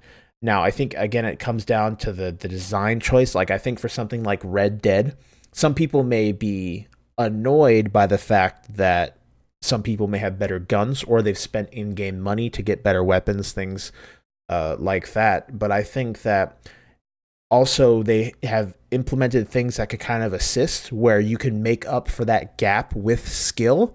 Now, if you suck at a game, you suck at a game. I don't think that a developer should adhere to making people that suck at a game feel better about playing the game, because then I think that in turn will ostracize the people that are already good at the game. Because if you make that skill gap smaller, then you're making the people that actually worked to get good feel shitty that they did so. And I think we saw that a little bit with Fortnite, where they introduced elements into the game, into the building and things, and little balance changes here and there to make the game more palpable to a bigger audience, so newer players can get in and still do somewhat decent. But then in turn, the people that sat there, grinded out the game, and made themselves better through just practicing and stuff like that, they were ostracized in that sense, because now there's less of a skill gap. And I think skill gaps are important in games because that's how you keep, I think with a lot of games that want a skill gap, I think one of the important things is having a decent progression in getting better at that thing.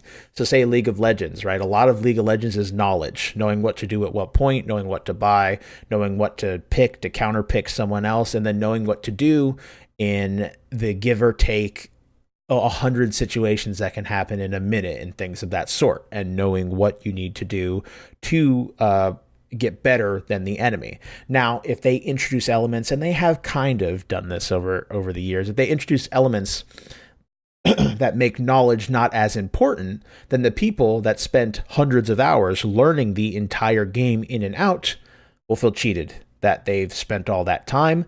And then now you have someone that's maybe played the game not as long, has a better chance, because the gap is smaller, to win against that player that should technically be better at the game because they have more knowledge at the game. And then I think, again, you will piss off players. Now, is it always cool to have games being fair in that sort? Yes, I agree 100%. And things like Overwatch, a lot of it comes down to positioning, team composition, and how good you can shoot something else. And I think that keeping everyone having the same characters and operating on an equal playing field helps increase the skill gap, because now it's not just what you have, it's understanding the game's mechanics. But now if they introduce an element that will assist in certain ways, like, oh, this is what your team comp should be against the enemy or something along those lines, then the people that have spent the time will feel like they're being babied, stuff like that. So I really think it comes down to what the developer's idea is for the game. And having a decent skill gap is always nice for any video game. And I think whether or not grind coming into that, like having better weapons and stuff like that, I think if you keep elements in the game, like with Red Dead, you could have any weapon in the game, but they all one shot to the head. You can make up for that grind with a skill in that factor. So if you introduce workarounds like that, I think it really just comes down to the game by game basis. But I'm always a fan of having a big skill gap. I think I'll wrap it up with that. If there's a skill gap and you can have a workaround to people having better things than you in a point, like if you can still, I'm fucking sitting here mumbling like an idiot. I don't. Because this is one of your longest answers ever. Because while I think of it, other things come into play, like with Call of Duty. They have better weapons that unlock. Street Fighter, the last Street Fighter, they ruined the competitive element in Street Fighter by taking away a lot of the technical aspects to make it more casual friendly. So now at most of your tournaments, they don't even use the newer one for tournament play. They still use the one before that. Yeah, but with this question, it kind of also brings the factor of grinding for better things. So like if you look at GTA, if someone spends the time, all online things work the same way. No, I understand. That's why the question kind of got so it like expanded because it could fit to so many different situations. Like with GTA, they can't take away the grind because then no one would want to play the game. There'd be nothing to do because the whole goal is to make money to get better things. So if you take away the really cool, expensive $6 million or however much it costs DeLorean that shoots fucking missiles out of it and flies around, people aren't going to have much of a reason to play the game. Now, you may piss off someone who just joined the lobby and has been precedingly nuked 35 times by a squad of DeLoreans flying around. Yes, that's a casualty, I would say. But if you make it friendly where everyone has the DeLorean off the bat, then no one would want to grind for the DeLorean.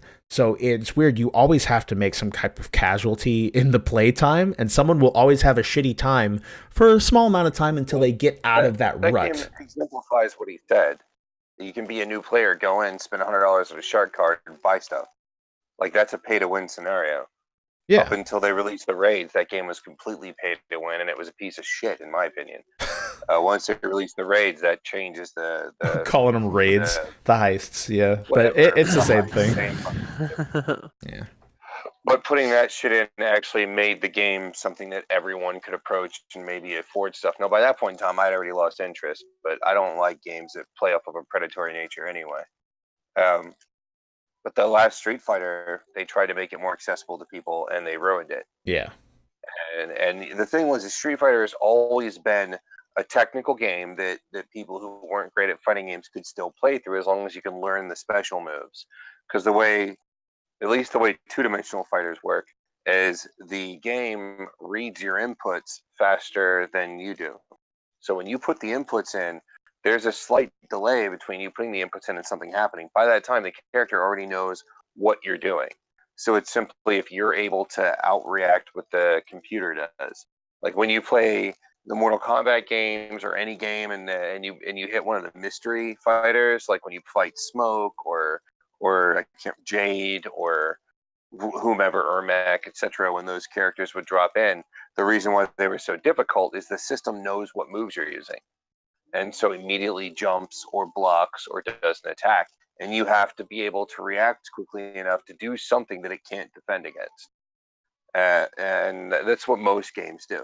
And yet people are still able to play through them and beat them and enjoy them. And the difficulty level just changes how frequently the system allows the character to read the button presses you're doing.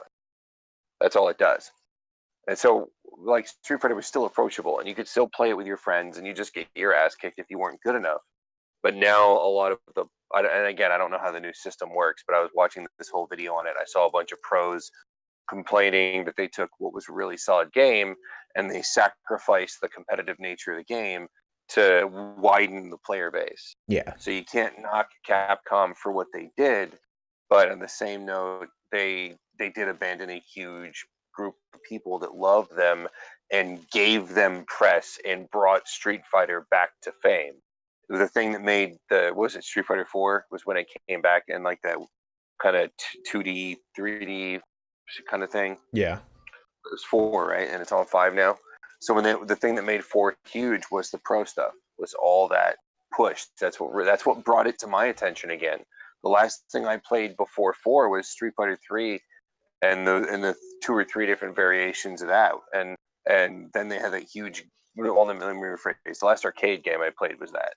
And then I played a bunch. I played some of their 3D games, which I enjoyed. I played a few of the alphas and the X Alpha Pluses and et cetera, and all the Marvel Versus games. And the Marvel Versus games are more casual friendly and it seemed like it was going that route where they'd have the Versus games for the casuals, and Street Fighter was going in a different route.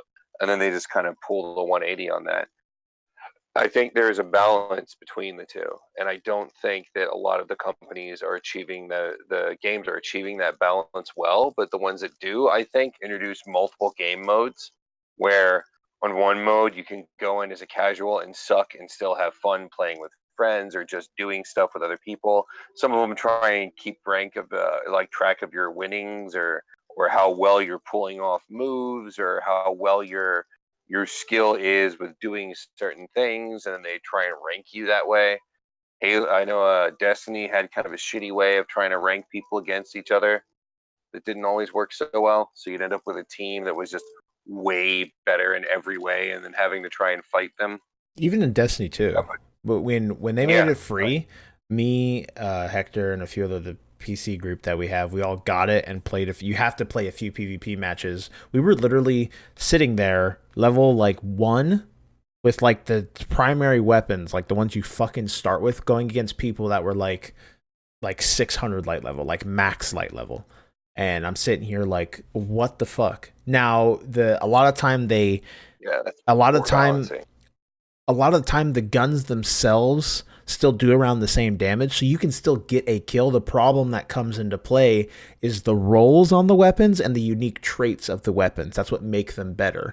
You can have someone at 600 with a basic auto rifle and someone at 600 with like some type of god roll legendary auto rifle, and he will win that fight just because that rifle performs better, even though it's doing the same damage. Better sight, or you can aim easier or whatnot. So, and some of that's just going to be unavoidable.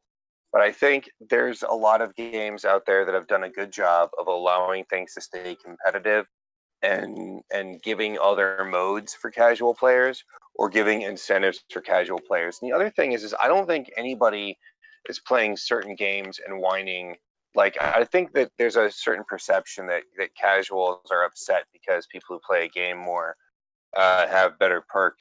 When you're looking at things like MMOs or MMO light genres like Destiny or Warcraft or what have you, any of those games, you're going to always be at a disadvantage if you can't play it a lot.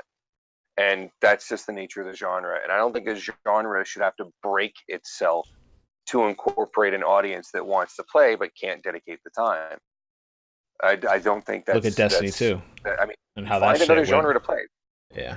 Well, yeah, if I want to play, there's certain games that I just can't put the time into. I can't. They're not my style, or they're a little too dry, or it just takes too much dedication or input of time for me to find it tolerable. But I like that style of game. There is always going to be another game that provides that. There is no game that's one of a kind.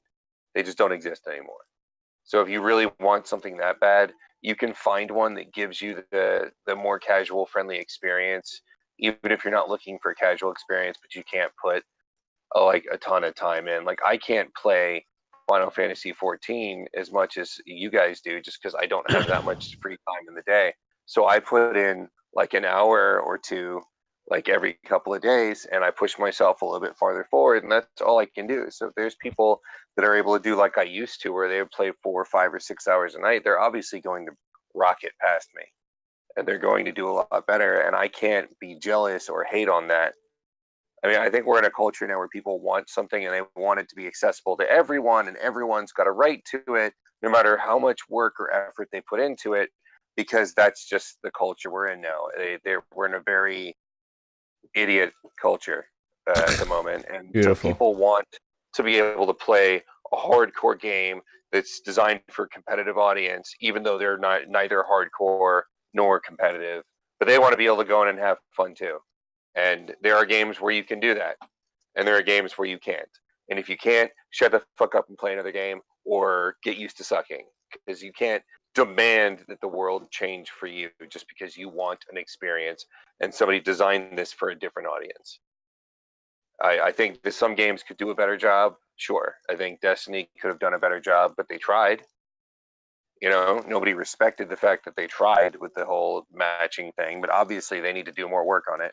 But again, Bungie's for the last God knows how many years hasn't really shown that they actually care about much of anything, besides, you know, the almighty dollar and what Lord Activision tells them to do. All right. Sam, do you have anything to add to your own question? Like for an answer, or? I don't even remember the question. You're kind of hitting the nail on the head. I was the question was brought because I was listening to a podcast, and the guy was kind of complaining about how he would jump in and all these people who were have better equipment and all this stuff, and was complaining about how, you know, it needs to be fair for PvP mode and all this kind of stuff. And I'm like, well, I guess so, but you know, people who put in the grind and people who put in the work are going to be better than you. They're going to be better than you. I mean, that's the bottom line. You know, you can make it as fair as possible, but there will always be people who are outstandingly better than you, or will, you know, find ways to just annihilate the competition. And I'm not.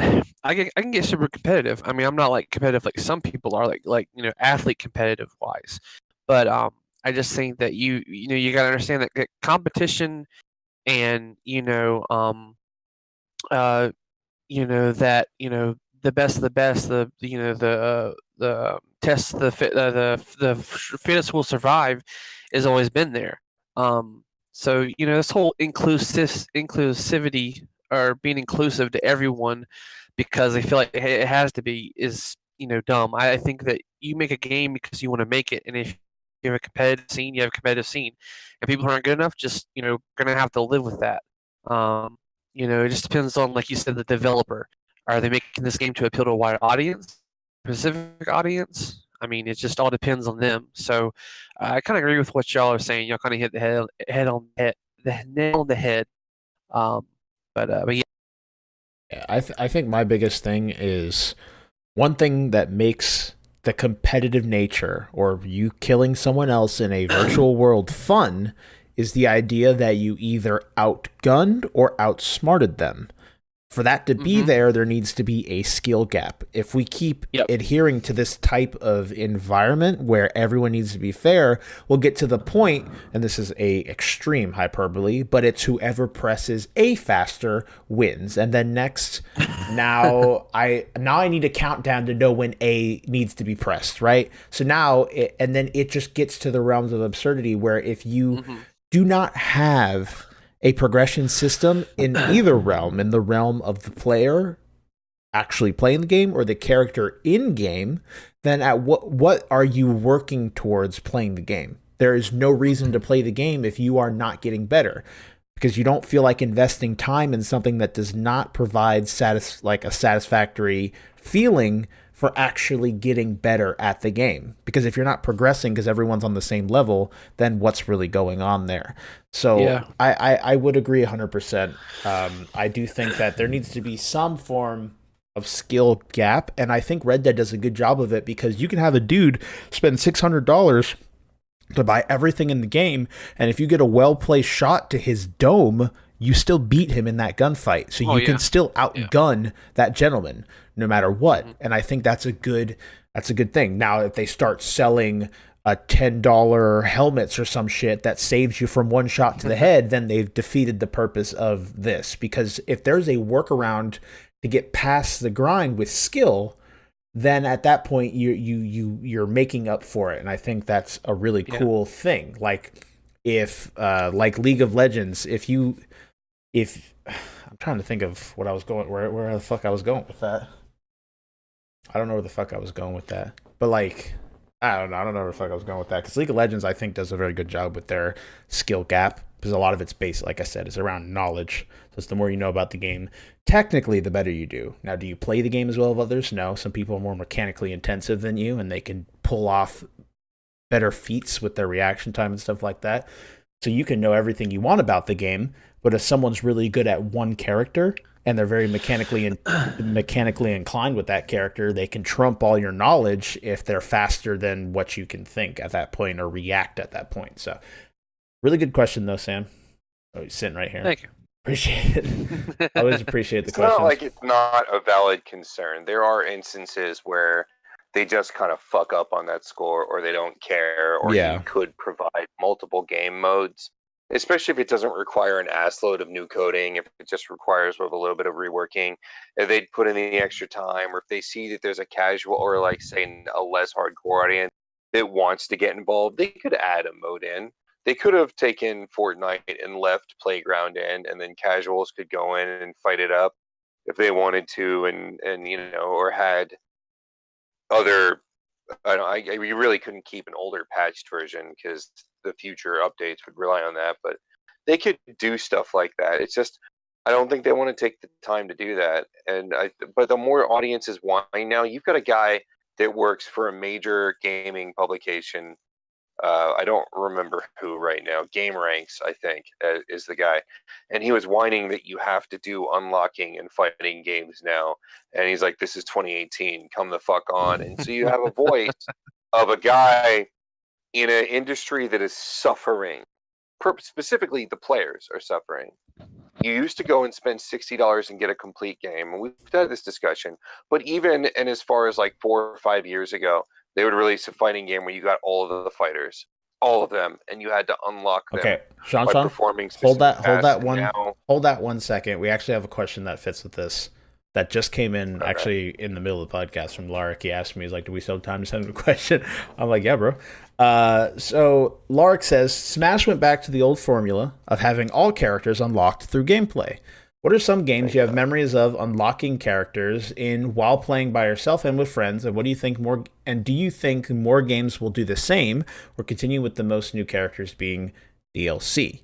So I just wanted to read that before I forgot, but continue with what you were saying. I think they're going to continue with the DLC because it's profitable. I do too. Want a whole game. Yeah, no. Marvel vs. Capcom is a perfect example where you got like 30 characters, 20 characters, or so on, and it would start off with like 8 or 10, except for the arcade. Obviously, the arcade had everything unlocked, but on the home systems, you would even get more characters sometimes, and you had to win a certain number of matches without taking a hit or do something only using punch moves or so on and so forth, or defeat the game with this character, unlock this other one. And now it's you're lucky if you get 2 hidden characters and the rest you have to pay for over the next 2 years. And so you're paying $100 for a game that used to cost $60 or $150 or whatever. What they did with Dead or Alive and the costumes, the old Dead or Alive games had all of the costumes on disc. Now they're still on disc or in the program, but you $150 to $900 something to unlock all the costumes, depending on how you do it. It's fucking ludicrous. It's absolutely asinine. The only good part about that is you're not missing characters. It's just costumes. But the costumes were kind of an integral part of what gave Dead or Alive part of its identity. It had a really good fighting engine, but then it was like, I want to play the DJ guy dressed as Giant Bunny. You know, like, I don't know. I definitely always prefer the unlocking thing because I feel like I've earned it. Like when you finally got Sonic in Melee, like that took a while, you know. So you finally get him, and you're like, "Fuck yeah!" Because Sonic was like a 1 in like I don't remember like 80 chance or a 1 in 40 chance you would get him as a random challenger, and that was only after a certain couple hundred hours were played. So it was a thing, and it was like a satisfying feeling, and even like if you have like gating everything behind the same thing of just playtime, like everything, that's a little on the annoying side. Like maybe you'd have to go in and do some of the challenge modes or whatever. That would be cool, but I think that unless the character is much later, like you're like somebody's like, it'd be cool. What if we went back and we put Richter Belmont as a playable character and Nier, and then somebody else is like, hey, why don't we do that? We can put it as DLC. That I get. Or if it's a massive game-changing thing and it's not part of the core experience whatsoever, then yeah, DLC is an acceptable way to earn additional revenue because you're putting in extra effort to let somebody play as Darth Vader in Devil May Cry or whatever. But to do it the way that they've been doing it, I think is bullshit. And I'm telling you right now, the unlocking thing is going to be the exception to the rule. They are going to continue to rip people off. It's not going away. Yep. Yeah, I would agree too. For memories, I remember when we got Super Smash Bros. 4, like you did it through games, so me and my sister just sat there SDing until we unlocked all the characters. I'm thinking I don't really have any memories that come to mind besides that one. It was just like Christmas morning, we received Super Smash Bros. 4, and we all just sat down and fucking went ham trying to unlock everything, and then we literally played that game all fucking day. And once I get all the characters in this one, we will be doing the same, playing the game all fucking day. We also need controllers because fuck Nintendo. What is this, Dean? Just suiciding. I think it's stage death. I think is what it stands for. You just kill yourself, jump off the side. Yeah. I think it means stage death. I'm not entirely sure though. Yeah, I believe so. So do you guys have any like quick memories? Because Soul Calibur. Okay. Soul Calibur. I had a shitload of fun unlocking the hidden characters on Soul Calibur on Dreamcast because you had to figure out what the hints were and then, kind of puzzle your way through. And then once you figured out what you needed to do, then you had to pull it off. And a lot of them were really tough battles. So I'd say Soul Calibur was probably one of my favorites. Okay, Sam. I remember mostly Tekken. Okay. The secret characters like Devil, Devil and Angel and all that. Yeah, it was a good one too. I remember those. So mainly was for me it was fighting games. I mean, fighting games are the the characters are the game if you think about it. Yeah. So it's just cool to like it's like a little present you get every time you finished a mode or whatever. So Yeah, I feel you. Yeah, I'd have to agree with that. It was also really cool unlocking Richter and unlocking a playable in Symphony of the Night. Like when you figured that out, that was pretty awesome. Being able to play through the whole game as a Belmont when it was designed around Alucard's story was pretty fun. Okay. And then they tacked on Maria in the Dreamcast or not Dreamcast, but the Saturn version, which was actually an inferior version, but they added a few new levels, and it was just pretty cool being able to play her. Sounds good. So that kind of stuff was pretty fun. But yeah, I'd say it's especially fun in fighting games. Okay. So appreciate the question, Lark. Appreciate all the questions. If you guys want to send us questions, you can do it through Discord, our email, thoughtpatrolcast@gmail.com, Twitter @thoughtpatrolpd, Facebook. Can you message pages on Facebook? I don't even know. But the easiest ways is Discord, email, and Twitter, kinda. I mean, it's not like I won't accept the question, but if you want the easiest way, join the Discord, go to the mailbag tab, put your question in there. It's like the easiest way. Discord's such an amazing service, and I understand people don't like their phone getting blown up, but you can just mute the fucking server. It's just such an easier way to like connect with people and stuff like that. So definitely, if you want us, we'll answer pretty much anything on the show. We'd love to hear from you guys. So moving forward, we have the box office tops for December 7th to the 9th.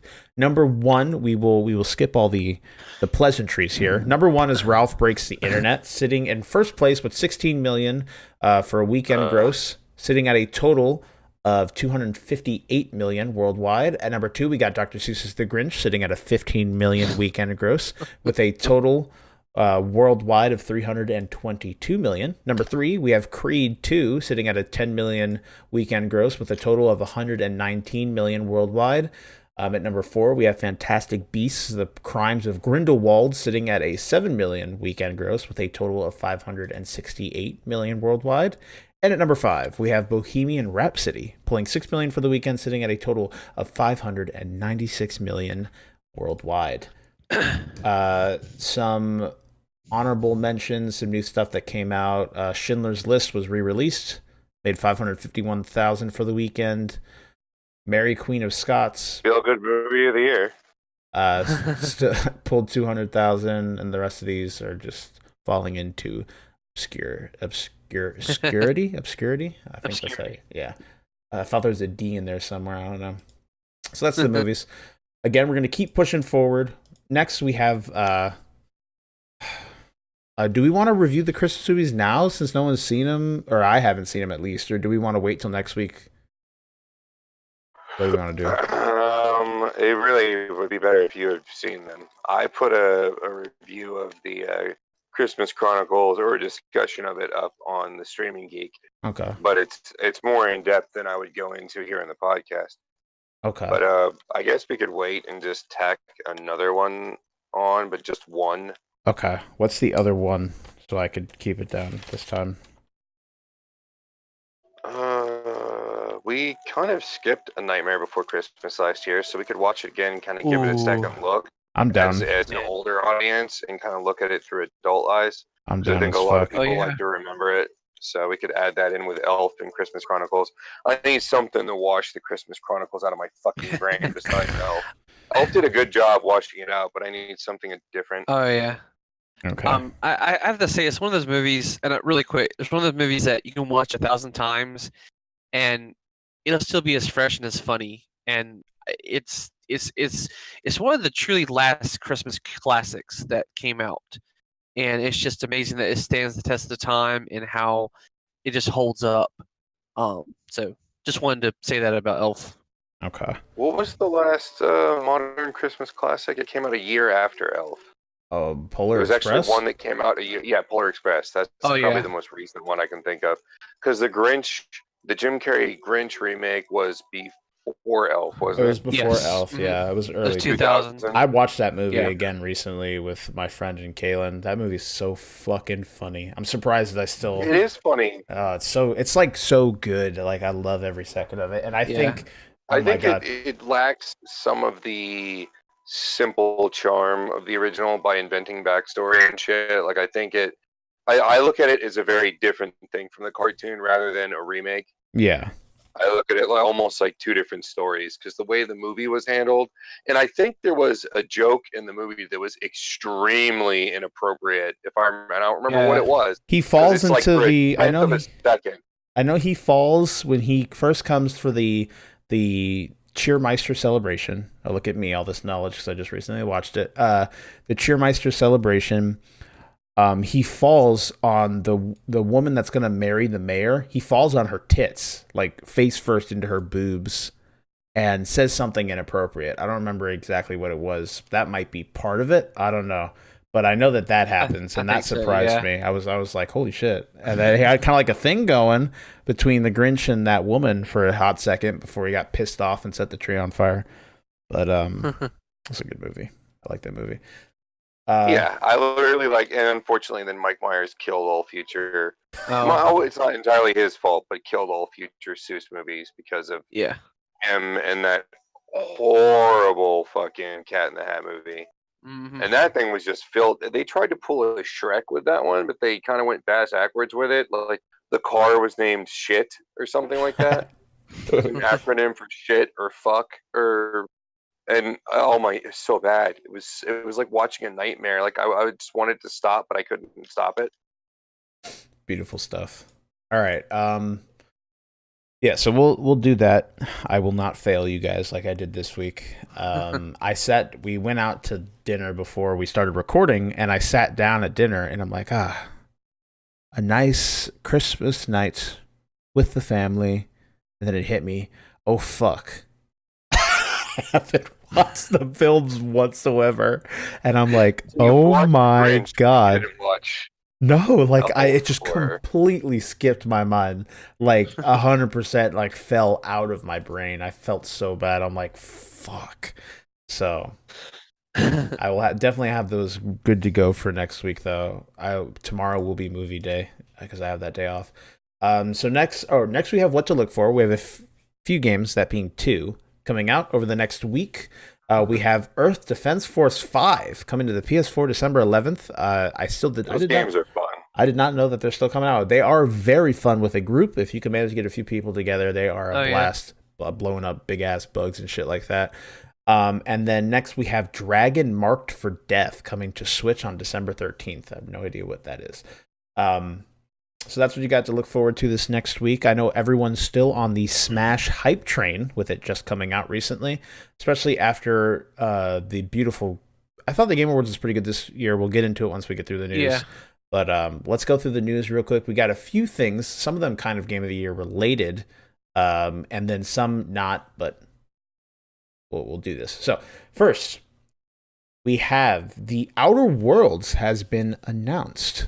We saw a little bit of a video for it. Now, this is the next up-and-coming game from not Bethesda. It's actually from Obsidian Games, Obsidian Entertainment. I don't know exactly what their company name is, but it is another up-and-coming game coming from Obsidian. And I like the trailer is actually really cool. The way they show it off is they say...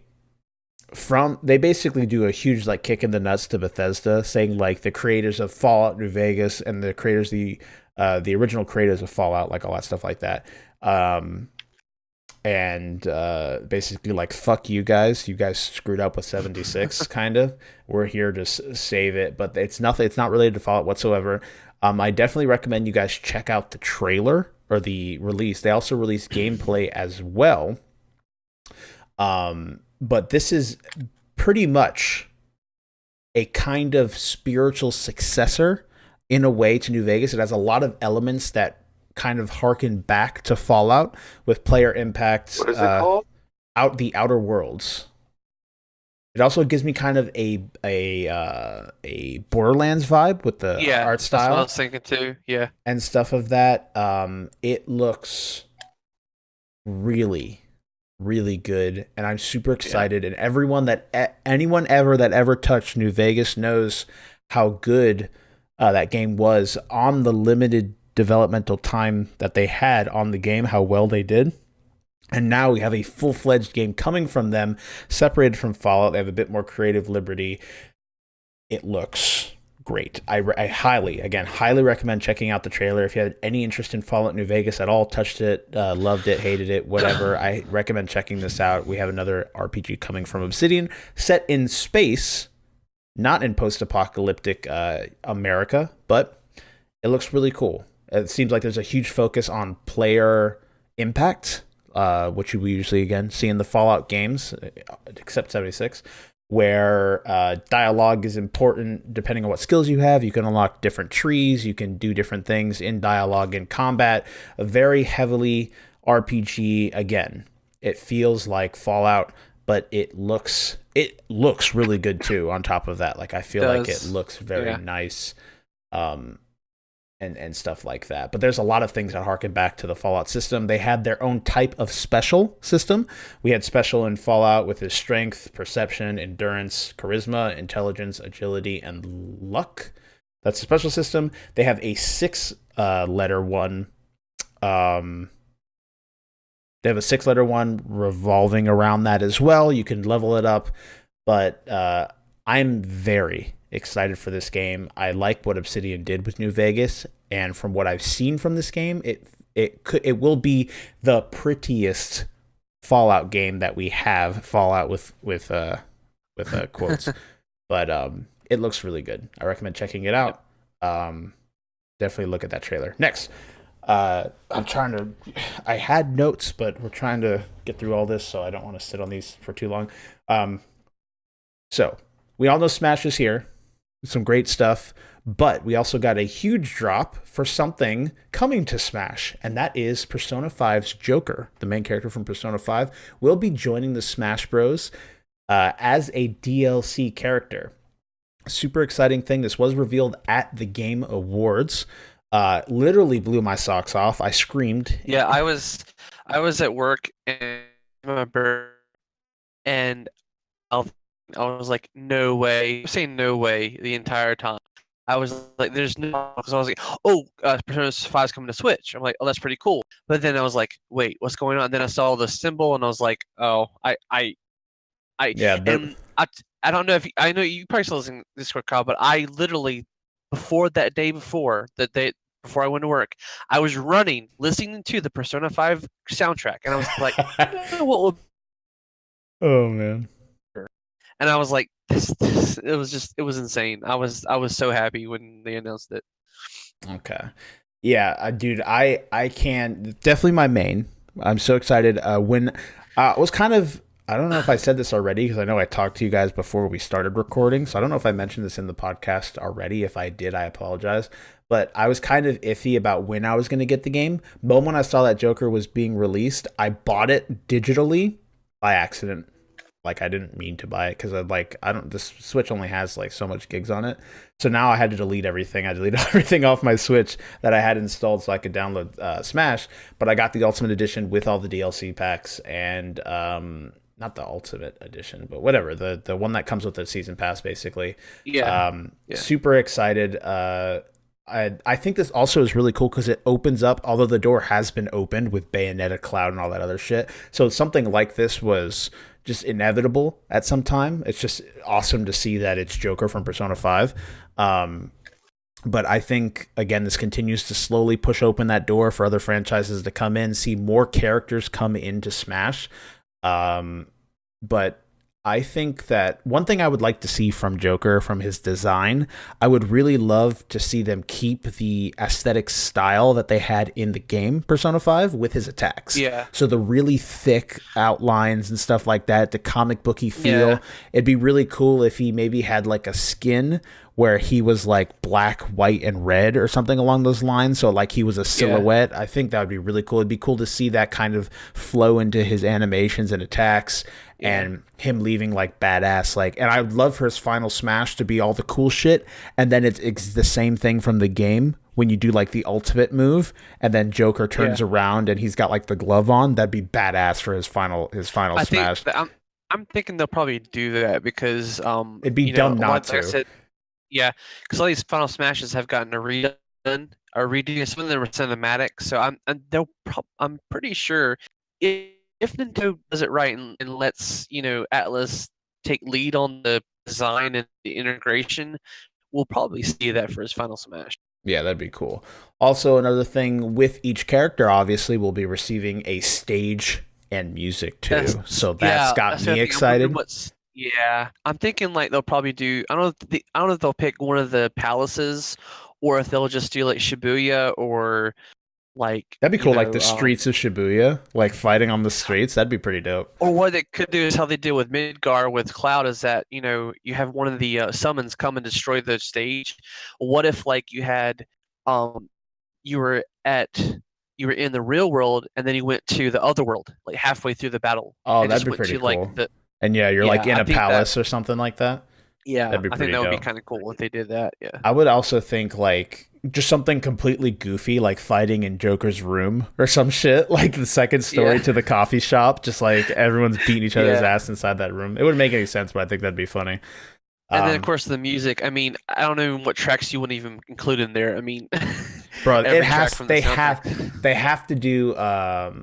Is it Life Will Change? The one that played every time you did like the final push on a palace. That song has to be in there. I can't imagine Blooming it not. Villain. I mean, Blooming Villain. Even Blooming Villain's really dope. If they got something in the desert. Sands something in the desert. It played in Futaba's palace, the start of Futaba's palace. Oh, spoilers, I guess. Listen, if you haven't played the game by now, go fuck yourself. You're included in there, Shawn. So super excited to see this character, see the stages, and definitely the music. The music in this game is already fucking phenomenal. Hearing all the tracks, the nostalgia flowing. If you get like something from like Donkey Kong Country. Back on the 64 original Donkey Kong Country, or was it Super SNES? It was SNES. Yeah. Okay, but yeah, getting something from like Donkey Kong Country or something along those lines. It's just you just get rushed with nostalgia. They have like practically every Legend of Zelda song. Just really cool stuff. Really enjoyed the game. Let's keep moving. So there's some interesting news with Epic Games going on recently. Two things that are interesting. Fortnite's developers, Epic Games, are going to be launching a launcher, a quote Steam competitor that will that they teased a little bit on their store called the Epic Games Store, which I think is a cool name. I mean, it's simple, but I think it works. I don't know. The store did launch during the award show. And they would be giving free games away as well on a regular basis. One interesting thing with this is they also talked about and revealed that this store, because normally with Steam, I think there's a percentage that Valve takes out of every sale, like every singular sale that a dev makes through their store, in order for them to host the files so that they could transfer them to the users, all that stuff. Once you get on the Steam store, you're pretty much good, but they take, I'm pretty sure it's 30% of every sale. So if a dev has a game for $10, $3 of those dollars go to Valve on every purchase. But with this store, I think they boasted it's not only it's like a scaling number, but I think and it's dependent on the developer that's putting the game on the store, but I think it's anywhere between like 6 and 18%, depending on the developer putting up the game. So I think that's really cool. Now, can this take out Steam? I think it might scare Steam because they've kind of been on top for so long. It's almost like a thing where it's just you're not that you're not worried, but you forget like what it's like to, because they're pretty much, it's not a straight monopoly because other games stick to their launchers, but for the most part, if you want a game on your computer, you're going to Steam. There's not too many other options when it comes to games coming out. So they've held a huge portion of the market for the most part. So seeing this and a competitor come up, we might see more changes to the way Steam does things with their terms and conditions. I'm wondering like how Epic is going to take their curation, because Steam has just come to this point where they think, I mean, there is some vetting and some the green light but I'm wondering how Epic will approach the whole curating the games and who to put it on their site and what the quality of the products they're gonna allow to be on their store. Yeah, I can't imagine I can't imagine the store getting flooded with Russian.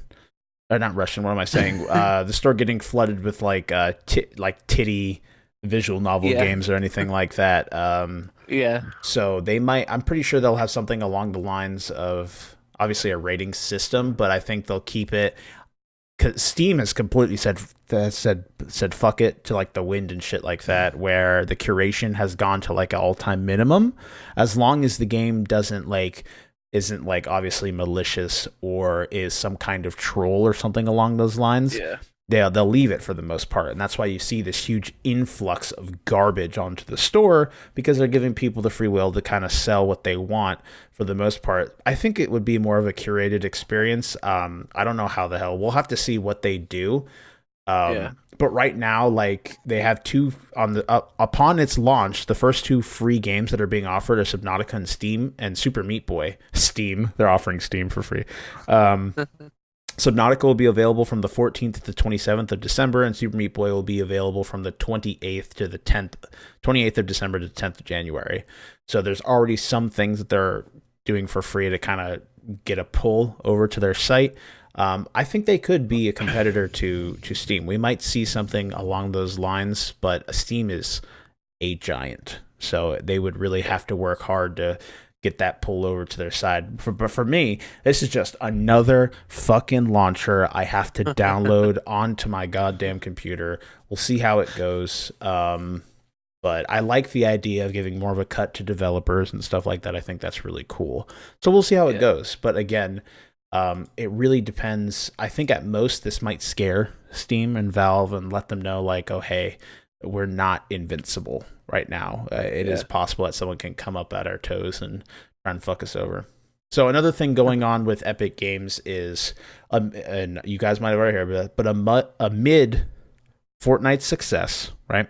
Fortnite's been really big. It's continuing to scale. I think it recently passed, the 200 million player mark, something along those lines. Epic is obviously full-blown trying to support this game, which they can, get out what they can, and basically I've said fuck you to everything else, and in this we have seen the new Unreal Tournament game has stopped development. Now, is it as of right now, from what we know, it's just postponed. It's not like they've thrown out the project, but the fact that again, we're seeing, not only did it happen once with was it Pallet? No, it's not Paladins. What was the other one? Paragon. Had a wide active player base that had spent money on it, and they just dumped them. We're seeing something now with another Unreal Tournament game, which is, again, another set of fans that have been waiting for something like this for quite some time. Although they did have, that was Quake. Nah, we haven't seen an Unreal Tournament game in a long time. The Epic Games boss, Tim Sweeney, it even sounds like a skeezy name, confirmed to Variety that the free game is still playable and available to users, but the Epic itself has stopped working on it, basically. So it's community infused at this point. So there's to a point where Unreal Tournament will remain available in the store, but they just won't be touching it anymore. Now, obviously, for people that were excited to see more stuff come to it, it would probably make you kind of sad that Epic just said, fuck you, we're going to go make more Fortnite content to get 9-year-olds to put their credit cards into their PS4s. So if you don't know what Unreal Tournament is, it's more of a mobility-based competitive shooter, kind of along the lines of Quake. And Twitch shooter, yeah, and it has its base now. It's no way near as big as some other FPS communities, but it's still a community that's been rooted in gaming for a long time. Unreal Tournament's been around for a very long time and has been a celebrated FPS for a very long time. So again, it's sad to see something like this be kind of thrown to the wind to support just the cash cow that constantly grows. But again, soulless cash cow. We heard about Paragon being shut down, and now we have yet another victim to the gluttonous Fortnite beast, bro. I just think of it like the slime. Like what was that movie? Was it The Slime? Is that what it was called? The Blob. The Blob. That's what that's why I think I see Fortnite, and it's like a blob roaming over all of Epic Games, just sucking other franchises into it to fill the coin of production value that goes into Fortnite. So that kind of sucks. If you're a fan of Fortnite, I guess you'll be happy about this, but I don't know how you could be happy about other people getting fucked over. I don't know. I don't understand how you're making all this money and how a game that changes very little and its game modes have stayed essentially the same for the last year, minus balancing and adding in small details here and there. I do not understand. I mean, especially considering they're reusing, like when they do the holiday things, you just reuse the assets from last year and a lot of the same exact missions and voice recordings and shit. So if it's not changing all that much, why do you need all of your devs on that? Or are you just like, wait, we're making a shitload of money off of this. We don't need to pay people to make something else. We can just have less staff. We keep the same static staff working on Fortnite, put in half the effort, and rake all this rewards from idiot 9-year-olds. This works out perfect. I can't imagine why you wouldn't want to take of your flagship title, one of your flagship titles, one of the biggest shooters, ongoing shooter franchises for a very long time, because it was in constant competition with Quake 3 and it was the first arena shooter, and it was the first one in competition. Like, they brought out Quake 3 to compete with it because nothing could touch it. And it was the first one with super creative weapons. It was just really, it's a really fun game, and you get a taste of that when you play the most recent Doom. Like the way they had that game work, except for the whole, like, depending on how you kill the enemies, you refill ammo or whatever.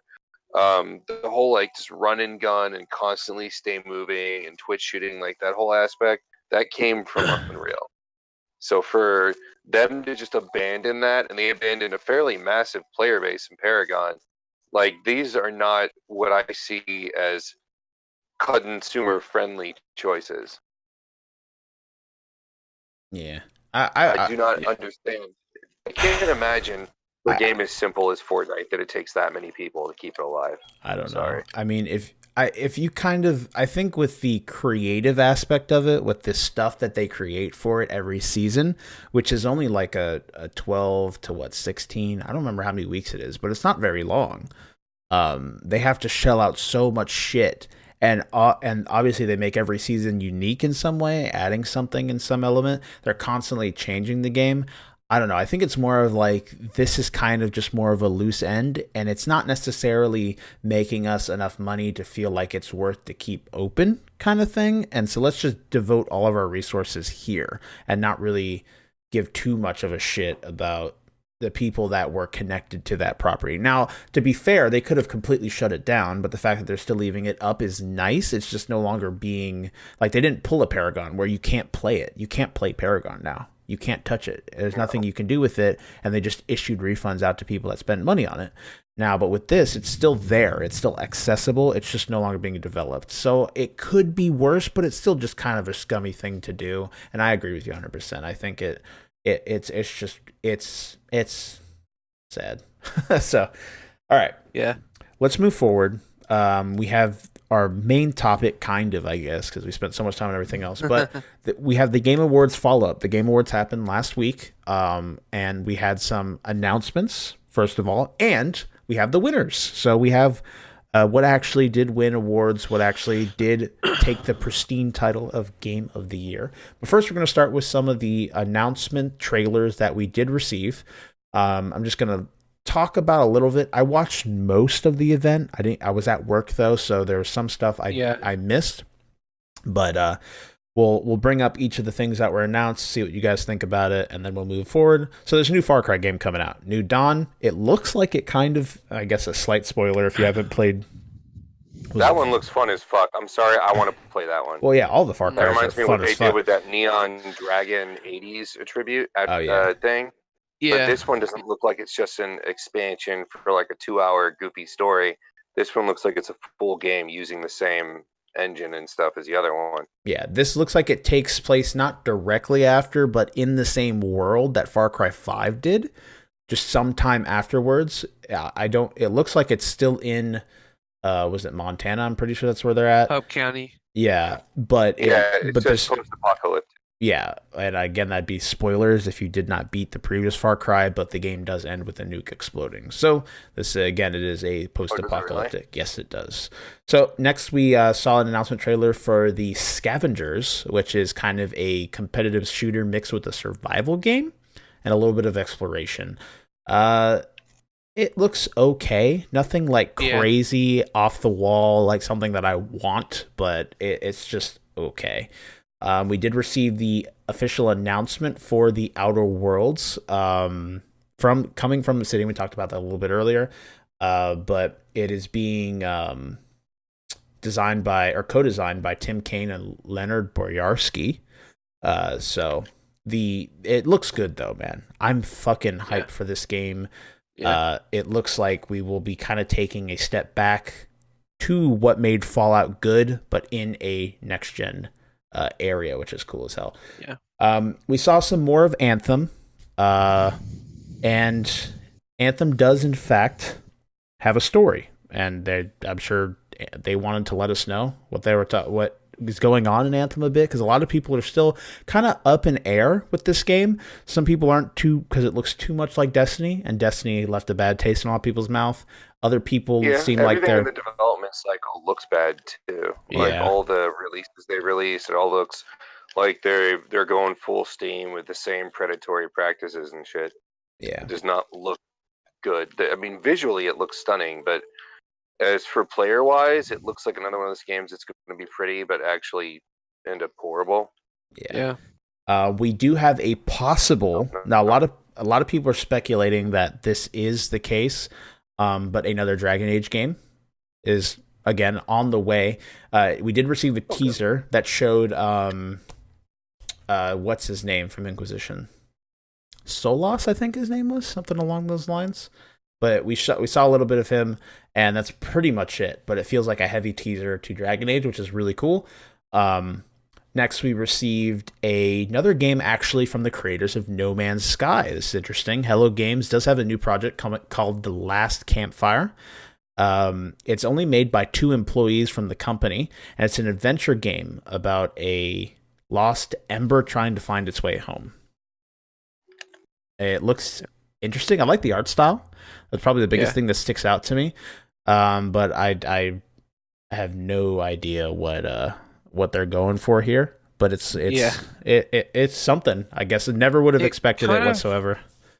It kind of reminds me. There's a game called In the Flame and the Flood. It was this game where you were this girl on a raft, and you were going down this river, and you're like in it was a post-apocalyptic world, but you're with your dog, and it was like a light survival game. I think I played that. Yeah, that's what it reminded me of. Is that the one where you get off on like docks onto like a little house there? Yeah, I did play that. And the music reminded me of it too. In fact, I think I know the artist who was in that trailer that I saw, but I'm not too sure. I don't want to, put my foot in my mouth. But I was like, I know who that is, but I wasn't sure. I'll have to look it up. But yeah, it looks interesting. Again, this is Hello Games, so it's like, there's going to be a little bit of. There's going to be a little bit this of. This time, it does look like a small indie project, and 2 people can potentially create a valuable, good, small indie project. Yeah. It's not aiming for a AAA thing like the other one was. Yeah. Okay. Yeah, definitely. Moving forward, we have a few more. We have Atlas, which is a kind of an MMO coming from Studio Wildcard, the people behind Ark, which is something. The only thing that has you slightly interested about this game is it's a nautical MMO, so it's on the high seas. So it's basically Sea of Thieves, but an actual yeah, an actual game. Yeah, but it's produced by somebody that we can trust even less than fucking Microsoft. Because I mean, Arc has done nothing but add content instead of fixing any of the bugs. The same day one issues that game has suffered from, it has most of them. All they did was add content that also partially works. One thing they boasted with the game is that it could support, like I read something between like 30 and 40,000 players on one server, something along those lines. And there's islands that you can own and things like that. So it's quite ambitious, and it's coming to early access, the magic word, on December 13th. So definitely, if that sounds interesting, you keep a lookout for that. Next, we have The Pathless, which is a game by Giant Squid, which is the people that made the fucking swimming one, where you're like in the ocean, there's fish. Abzu. It looks really good, gorgeous. Like it's so I pretty. love the art style. Yeah, the character looks awesome, and I'm guessing you're gonna have a connection with the hawk in the trailer, which I've always liked those like animal bonding kind of games. So especially when they use them, it looks really good. Use them like you kind of see kind of elements of like solving puzzles and things like that. It'd be pretty dope. I just hope it's not another walking simulator like Abzu was. Only Abzu was like a swimming simulator. This feels much more like look how pretty and artistic this is, but it's not really a game. This feels much more kind of like a like adventure, kind of like puzzle solving, fighting, and stuff like that. Yeah, it looks pretty dope. Next, we saw more of Rage 2. They showed a open world trailer. We saw a little bit more of the world and what kind of mayhem you can get into in Rage 2. I mean, it looks interesting. I'm still kind of, I like the world and the look of the game, but I don't know how I feel about it being open world when it's just a shooter, kind of. Like, as far as I understand, there's not like RPG elements. So I don't know what I feel about this. It looks crazy and badass, and it's id. So I'm hoping the gunplay will be phenomenal, like it was in the Doom remake.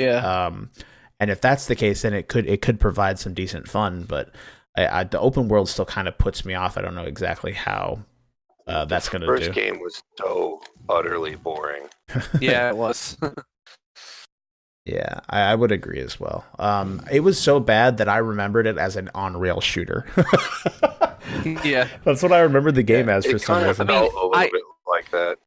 Yeah, I mean, I played it and I enjoyed it for what it was, but it was like you said, it was kind of boring and there wasn't really much to do. I mean, there wasn't like, and the final climax of the game was just really, it was just it didn't really blow me away. So, yeah, but this one looks like totally different. Like it looks like a whole they basically said, okay, let's take Mad Max Fury Road and Borderlands and push it together. Yeah. And that's pretty much what it's going to be. So yeah, hopefully it I mean, I don't really care much for the franchise. I've never had any connection to it, so we'll see how it goes.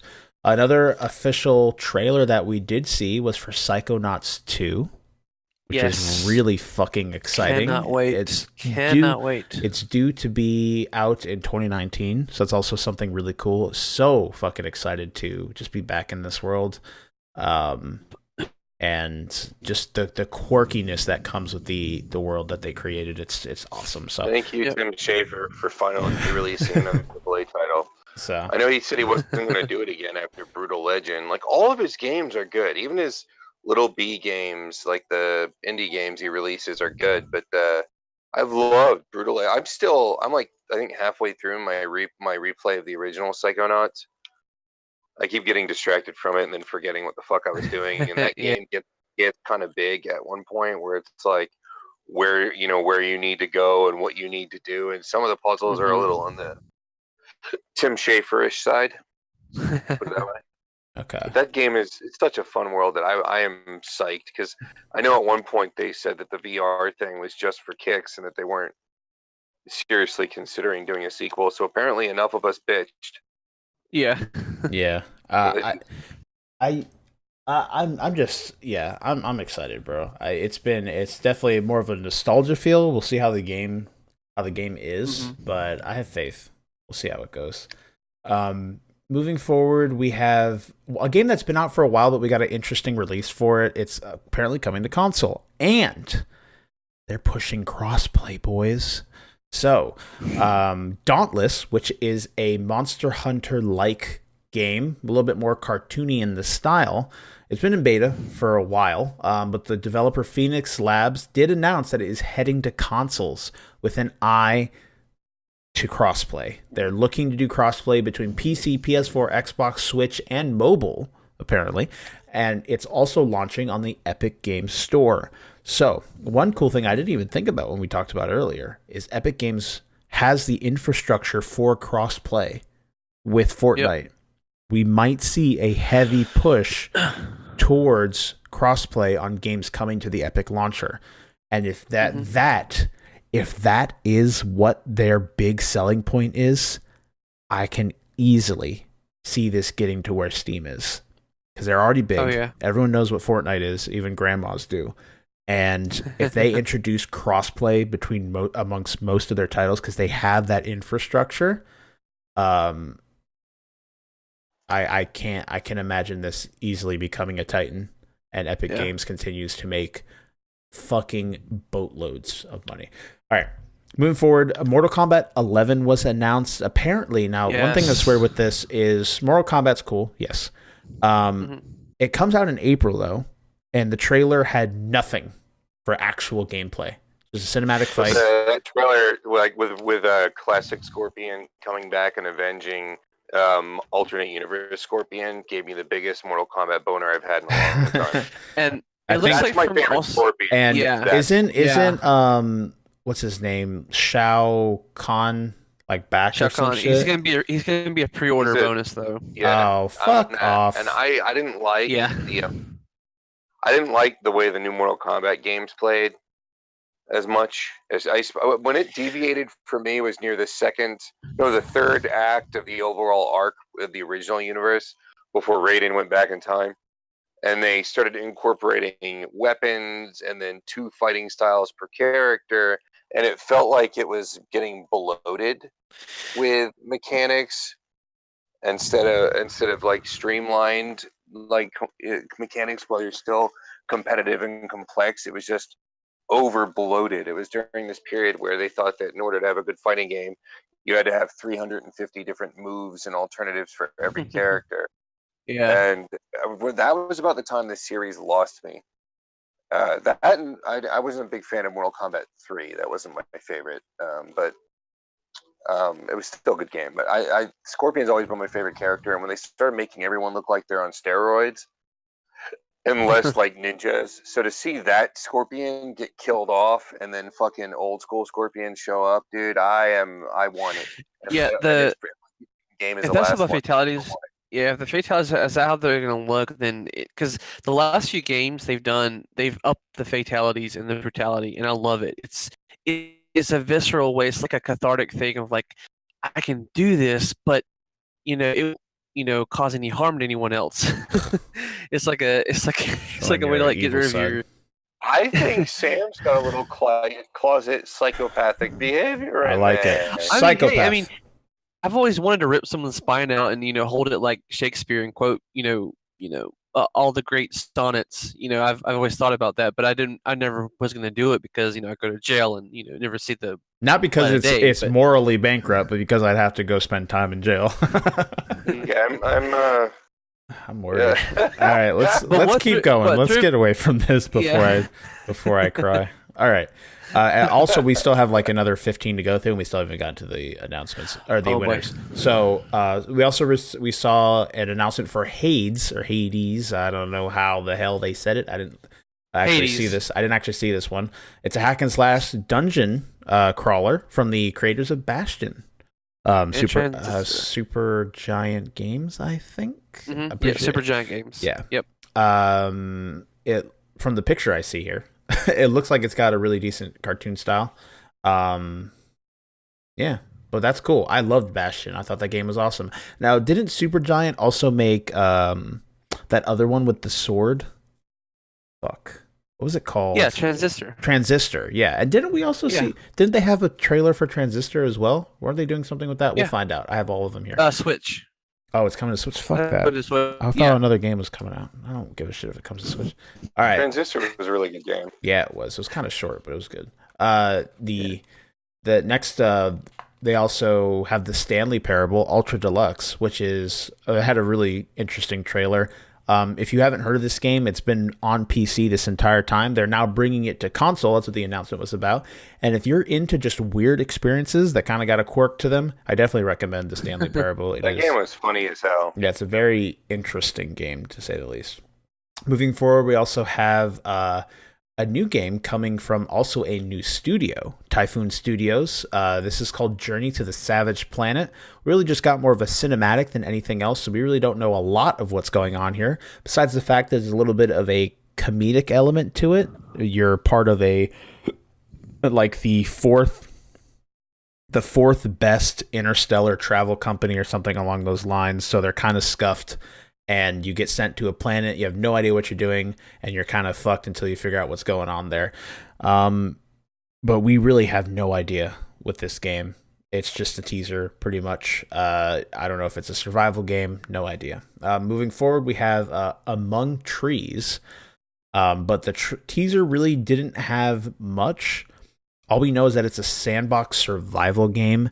But the teaser, again, it really didn't do a lot. The game looks really good. I like the color palette in the game. I think it's very soothing. I think it looks really cool. But all we know is it's coming to Steam Early Access in 2019. PUBG announced a winter map. Cool. Yeah. You know, has there been any news on? Do you remember? I don't remember the name of the fucking game now. The name of that where that suit gets reanimated by the AI with Soma? The pilot injured.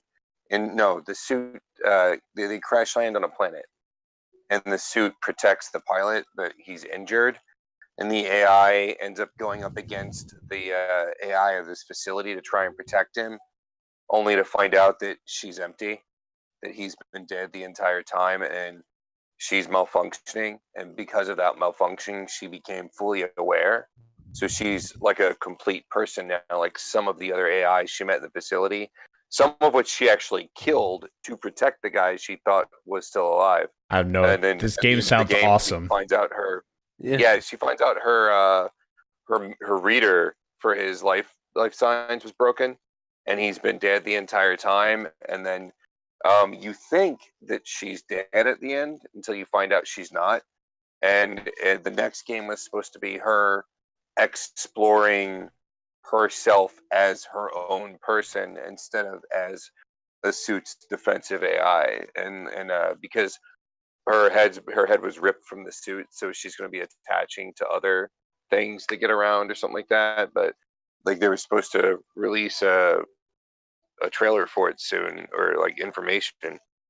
I thought you played it with me. I know I played the shit out of it. I really liked it. It doesn't ring. It doesn't ring a bell. I don't know.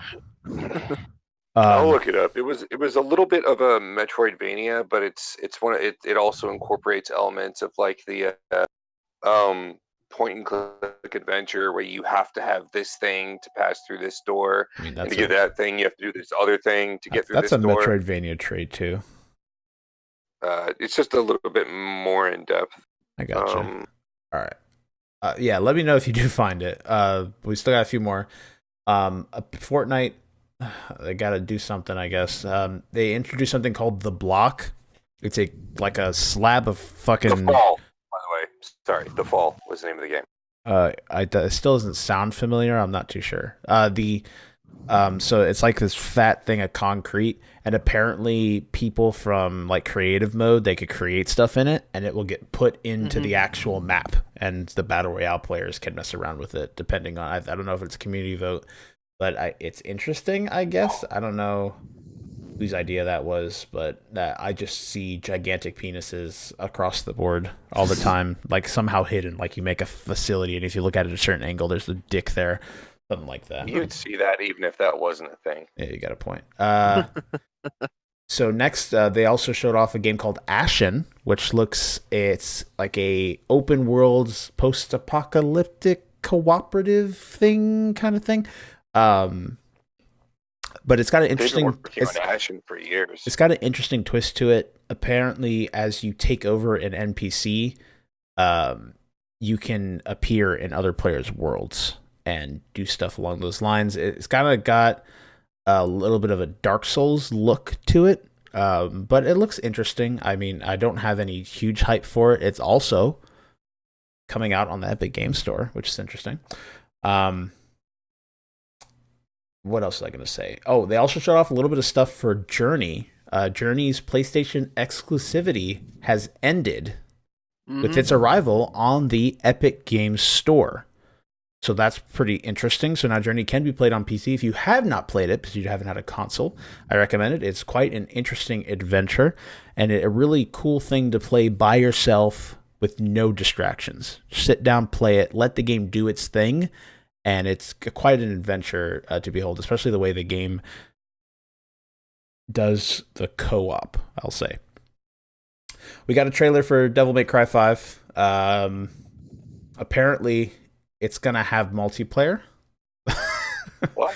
There's a cameo. There's a cameo system that will let Nero, Dante, and V, I don't know who that is, show up in each other's games. V's back? Yeah, so you'll see them in the background, and sometimes they'll even fight alongside you. But it's got a multiplayer element to it. That's interesting. What about I haven't seen this Lady trailer. And, I haven't seen the trailer. You'd have to watch the what trailer. about the other two characters? No idea. Trish, Lady and Trish.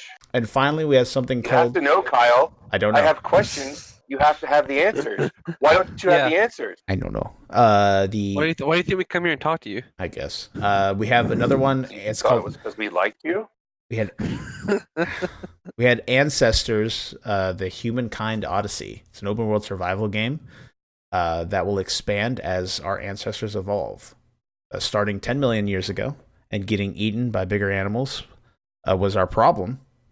Be able to create a tribe and then survive together, passing down skills and knowledge to the next generation. That one I had to Google because I don't remember seeing it.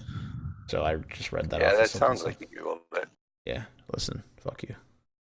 But I had no knowledge of that game prior to seeing it on this list. So that's the announcements for the most part. We talked a little bit about the Transistor one as well. Now we have the awards. We're going to go through the awards one at a time. If you happen to miss the show and did not hear about them, we'll go over the awards. What we already talked about what we wanted to win, but we'll do it one more time. I'll say what did win amongst the things, and we'll say what we rather have won amongst the three of us. We're going to go through real quick so we can wrap up this episode and call it a night. So, Game of the Year, we'll start with winner, God of War. Now, amongst the list, we had Assassin's Creed Odyssey, Celeste, God of War, Marvel Spider-Man, Monster Hunter World, and Red Dead Redemption 2. So, what do we think about God of War being Game of the Year? I agree here. Yeah, I definitely agree. Yeah. And I think what was our... I'm not repeating. Go ahead, I'm not going to repeat him every fucking time like I had to last time, Shawn, but I'll do it one more time. What was our predictions for that? Mine was God of War. You wrote them down. I don't know where the paper is. Sam, just continue, please, before I share my disappointment in Kyle. No. I think it was well deserved and just overall experience. I felt like one of the things I enjoyed was the overall story and how it can played into how Kratos got into this mythology, because I love mythology, especially Norse mythology, and I loved how he was integrated into it and how he became a very important part of that story, of the mythology itself. And then, of course, the combat, the exploration, I think it was the whole package, and I think it definitely deserved Game of the Year. The other games, fantastic, but this one I think really it really shows you what happens when you take a studio that was used to making a game and then taking a step back and really trying to give us something that was worthwhile. And I definitely think God of War was that game. I would agree. I keep hitting my desk by accident. The only other one really here that I thought was like really good as well was Celeste. I haven't finished Red Dead Redemption 2 as a thing to everyone listening, but I've heard a lot of good things about the story once it does pick up. But I was not interested in at the 35% mark. So at one point I will go back to it, but as of right now, and Shawn, our things were God of War. I remember. Yeah. They were God of War for both of us. I'll see how much I can remember. I have a decent memory besides when I place things down because I have no idea where that paper went that I wrote everything down on. But fuck it. Yeah, I remember I'm going to write everything down so that when we discuss this, we can look back on it. And I'm like, that's a really interesting idea. I like that. That's a good idea. And you're enriching the quality of the podcast by putting that effort in. And I support you. And I know that you're going to forget it. And I'm going to have to make fun of you for this later. And wow, look what happened. Okay. Shock. So yeah. Best ongoing game, we had Destiny 2, Fortnite, No Man's Sky, Overwatch, and Rainbow Six Siege. The winner was Fortnite. Whoop-de-fucking do, who would have guessed? And I know me and Shawn's picks were Rainbow Six Siege, which I still believe would be Rainbow Six Siege. Do you have anything to say, Sam, in regards to this reward? I mean, it's kind of expected, so I wasn't really surprised. Okay. When it was, announced. Okay. Sounds good. Next, we have... The world is a cold and soulless place. Next, we have Best Game Direction. We have A Way Out, Detroit Become Human, God of War, Marvel's Spider-Man, and Red Dead Redemption 2. The winner was God of War, which I agree with wholeheartedly, because I think the direction that game was phenomenal, especially the way that it was all literally one shot. The game just loaded at the start, and the entire game played out as if you were literally sitting, holding on, putting your arms around Kratos' neck as you sat on his back and looked over his shoulder. It was phenomenal the way they did it that way. I think for game direction, Shawn, I think you went with... I think you said God of War, but you wanted Spider-Man to win. I think for game direction, I'm pretty sure it was that. Sam, do you have anything to add here? I mean, like I said before, the one tracking shot is one of my favorite cinematic styles, and if a game can do that and keep me engrossed, then it deserves direction 10 times over. Okay. Next, for Best Narrative, we had Detroit Become Human, God of War, Life is Strange 2, Episode 1, Marvel Spider-Man, and Red Dead Redemption 2. The winner was Red Dead Redemption 2. For Best Narrative, I picked God of War. Now, I'm stuck between I think you either picked God of War or Detroit, Shawn. For some reason, I remember you picking Detroit for one of them. And I think it was Detroit for anything.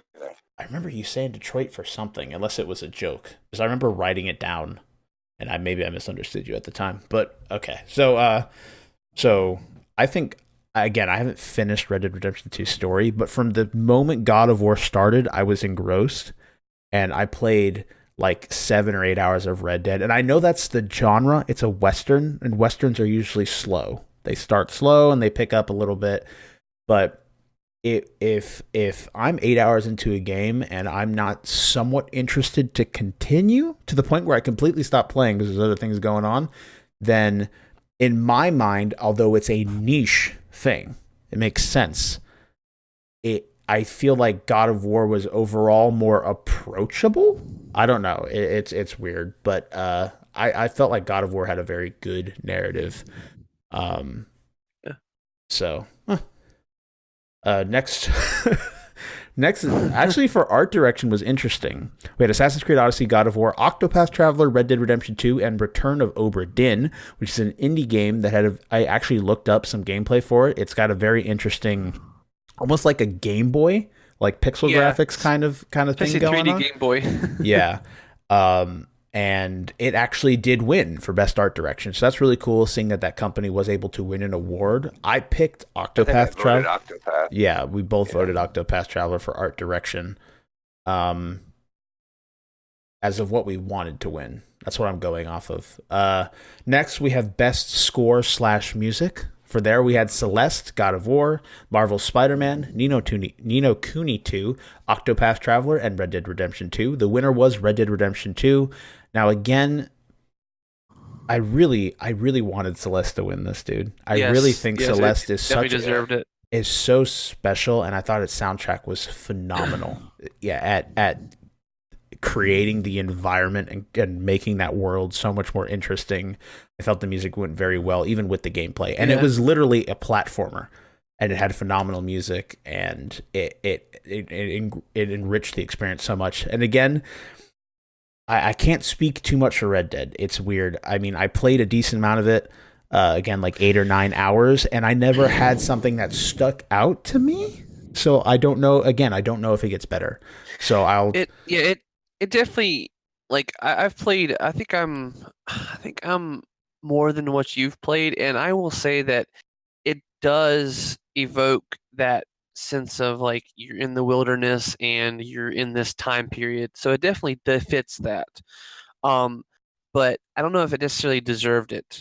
I mean, it's great. I mean, it had a full orchestra. The music's, they took their time on this, but I really think that Celeste, like you said, it really brought you into the environment. You felt like you were on that mountain. You felt the chill. You felt all the emotions. So, but I mean, obviously they felt like they deserved it more. So yeah, and I think a lot of these scores, besides Game of the Year, are popularity based, right? They're based on votes. I think the only one that's based on a set of judges is Game of the Year. I'm not entirely sure. If you're listening and you do know the difference, let us know. But I thought that most of them are based on viewer voting, and then the Game of the Year one is where the panel of judges comes in on top of viewer voting. They have some kind of algorithm where they tier it. I know me and Shawn both said Celeste, I'm pretty sure, for best score / music. For audio design, we had Call of Duty Black Ops 4, Forza Horizon 4, God of War, Marvel Spider-Man, and Red Dead Redemption 2. The winner was Red Dead Redemption 2. Now, I can agree with this. I really think that they went above and beyond to make this world as immersive as possible, and I think the audio design a lot comes into play with the audio design, from hearing, again, how they said they had 200 types of animal species sounds recorded in sound bits to make it feel like you truly were, again, walking through the forest. You were immersed in the world in that regard, and I think that is quite a feat in itself. So I do agree with that. I think I actually said that I think that would be the case beforehand as well. And I think, Shawn, you went, it was either God of War or Spider-Man. I think it was Spider-Man that you did with audio design. So. Yeah, definitely Spider-Man, with like the background and the people talking and the music and the ambiance. Next we have... Oh, sorry, Sam. Do you have anything to add? I keep forgetting to ask you. No, you're good. No, I definitely agree. Okay. Yeah. If I skip you, just pop up, because no, you're fine. There's like 17 or 18 awards, so we got to get through. No, I get you, dude. For the esports one, we won't talk about shit. We'll just go through them real quick, because no one gives a fuck about that. We have best performance. We had Brian Deckard as Connor from Detroit Become Human, Christopher Judge as Kratos from God of War, Melisanthe Mahout as Cassandra from Assassin's Creed Odyssey, Roger Clark as Arthur Morgan from Red Dead Redemption 2, and Yuri Lowenthal as Peter Parker from Marvel Spider-Man. Best performance did go to Roger Clark as Arthur Morgan. Yuri. It was Morgan that won that award. I think he did a very good job as Arthur Morgan. Yeah. And I think he did sell his character. I love Peter Parker too. And I think... Oh, yeah, Yuri Lowenthal is a very accomplished voice actor, and you could, like, this is Peter Parker, how he should be realized. But gotta give it to Clark. I mean, he definitely didn't go for the obvious like country like twang or whatever. He really went for that gruff sort of talk you had back in those days, and I really appreciated that. And yeah, he's an outlaw, but he had some sophistication. So it kind of fleshed it out and really brought you into that time period. Yeah, I would agree. And I know Shawn went for Yuri Lowenthal when we first talked about it, and I think I went for Roger Clark, because I do enjoy his character. I think that's my favorite part of Red Dead. That and the actual immersion in the world kind of bullshit. So next we have games for impact. We have 11/11 Memories Retold. We have Celeste, Florence, Life is Strange 2 Episode 1, and The Missing, J.J. Macfield and the Island of Memories. This game, the last one, is apparently co-developed by Arc System Works, and I did not know that. I think they might have done the animation, but the game looks really interesting. Like I saw someone talk about it, and it's like basically you're looking for your girlfriend, and you are a girl, and in order to move around the world, you have to like mutilate your body. Like you literally have to like break your bones or like move your head, and it's like you solve puzzles through like self-mutilation. And then everyone's like coming up with the idea of like, oh yeah, like the whole like when the author says the curtain is blue, what does it really mean kind of thing. And everyone kind of delves into it that way. The winner of that category is Celeste, which I did. That's what I picked. So that's the only one I played. And I think I'm pretty sure Shawn went with it as well. And I agree as well. I really like the implication of the story in Celeste, like the whole like you can do it, and it's not only but growing as a person isn't only leaving the bad parts of you behind, but it's learning to live with that element of yourself and using that to move yourself forward, which is a lot of what the game was saying. It's not only you don't have to make yourself a perfect person. It's working with the good and bad in your life that what makes yourself better as a person overall. And that being like a theme of the story. I really enjoyed that. And I thought overall the story was really good in Celeste. I really liked it.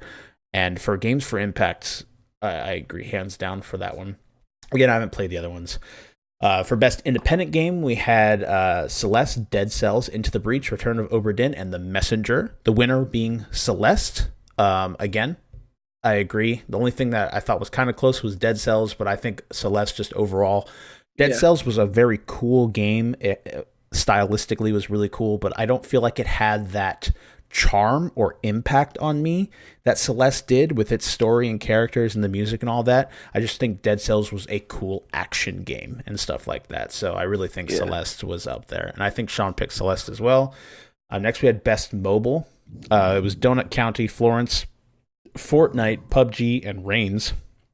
And surprisingly, Florence won that, beat out Fortnite and PUBG Mobile, which is really cool. Glad to see that game got some form of appreciation. I have no idea what it is. And I think I picked Fortnite just because I thought it would win, but I didn't really have a say-so in regards to any other way. And I don't really remember what Shawn picked. So I have no idea. But these we're getting more into the ones that don't really matter. Next, we have Best VR AR Game. We have Astrobot Rescue Mission, Beat Saber, Firewall Zero Hour, Moss, and Tetris Effect. The winner was Astrobot Rescue Mission. I really wanted. I thought Beat Saber was gonna win. I did too. I really wanted Beat Saber to pull out. I know it's a rhythm game, and there's not much. I won't say variety in it, but it's still like I want to get a PSVR just to play this. I want to get a VR set just to play this. I think one thing that might have aided in this is, again, these I think are more of a popularity vote. Beat Saber came to PSVR rather late, and PSVR is the majority of VR systems like in the market compared to like Vive and other stuff, just because it's the cheapest option. And Astrobot, isn't that a launch title? They were originally released for Vive. Yeah, it was originally on Vive. I'm pretty sure Vive or Oculus, one of the PC component ones. And then eventually came to PSVR, but it came to PSVR actually quite late, so I don't know how many people actually got a chance to play it. But I think Beat Saber is a phenomenal game, and it works so well into like just getting you pumped. And I think it's also another thing that sucks is on PSVR, Beat Saber cannot be modded, so you can't get additional songs. You're stuck with the set playlist. So all the cool songs and the cool, like, changing your lightsabers into, like, Kirito's swords or actual, like, Star Wars lightsabers, you can't do any of that because it's not on PC. So that might also go into that effect as well. Next, we have Best Action Game. We have Call of Duty Black Ops 4, Dead Cells, Destiny 2 Forsaken, Far Cry 5, and Mega Man 11. I picked Call of Duty and Shawn picked Mega Man. And the winner ended up being Dead Cells. So that's pretty cool. Dead Cells did, in fact, win something. I'm okay with that. That was my other choice. Yeah. I'm okay with it, too. I think Dead Cells was actually quite a very good action game, if just an action game. You kind of get what I'm saying. But I do like the game a lot. I think it's a really cool game. I put a shitload of time into it on Switch. Oh, I've got a few more. Fuck, there's so many awards, bro. Wasn't expecting this episode to be 3 hours long, just like last week. Next, we have Best Action Adventure Game. We had Assassin's Creed Odyssey, God of War, Marvel Spider-Man, Red Dead Redemption 2, and Shadow of the Tomb Raider. Really was not expecting that one to be in there when I first read it. But the winner was, in fact, God of War. So I definitely agree with that 100%. And Shawn, weren't you also in the realms of God of War for Best Action Adventure? Yeah, I think so too. I feel like God of War was a good evolution. Like, they acted like they changed the game entirely, and I still felt like I was playing a God of War game. Yeah. They just got rid of that weird, like, that kind of level cutscene bit, and made it flow better, and there was drama in it, whereas before the only drama was really his pain. Yeah. And they had made him such an anti-hero, but I mean, they really didn't do a good job of developing Kratos' good side. Like, it was kind of like he didn't have one, but yet he loved his family. So, like, his whole character was very confusing, and I feel like, I mean, that's always going to be there, because it's not like this isn't a part of the God of War universe. This just takes place an indeterminate amount of time later. We don't know how he ages. But I never once felt like, and granted, I didn't play a lot of it, but I never once felt like that wasn't a God of War game. Like, the whole time I'm like, this is definitely God of War. Like, they didn't change so fucking much. It is not God of War. This is still, at its heart, a bloodthirsty hack and slash game. It's got more heart now because he's got a kid. Yeah. Apparently he remarried at some point. Who knows? But I thought they did a really good job with it. That's what I would have wanted out of my next God of War game. Not a big Norse Pantheon fan, so like they found a way to make that interesting too. Okay, moving forward, we have Best Role-Playing Game. We have Dragon Quest XI, Monster Hunter World, Ni no Kuni 2, Octopath Traveler, and Pillars of Eternity 2, with the winner being Monster Hunter World. Now, I don't really agree with Monster Hunter World being an RPG. I don't think Monster Hunter World's an RPG. It's an adventure game that has loot in it. Yeah. Like, I would have loved, I could have easily seen Octopath Traveler taking this. Yeah. I voted Octopath, but I wanted Dragon Warrior. I didn't for a moment consider them actually. Yeah, Dragon. Well, whatever. Same thing. I didn't for a moment consider them bringing. I seriously thought that Monster Hunter thing was like a trolling.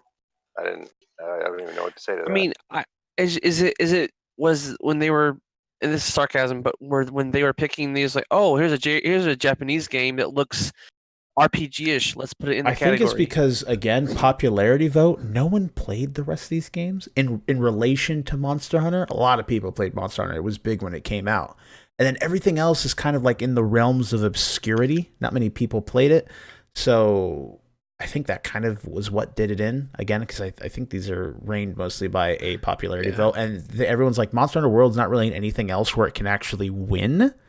So let's just give it to it here instead of like.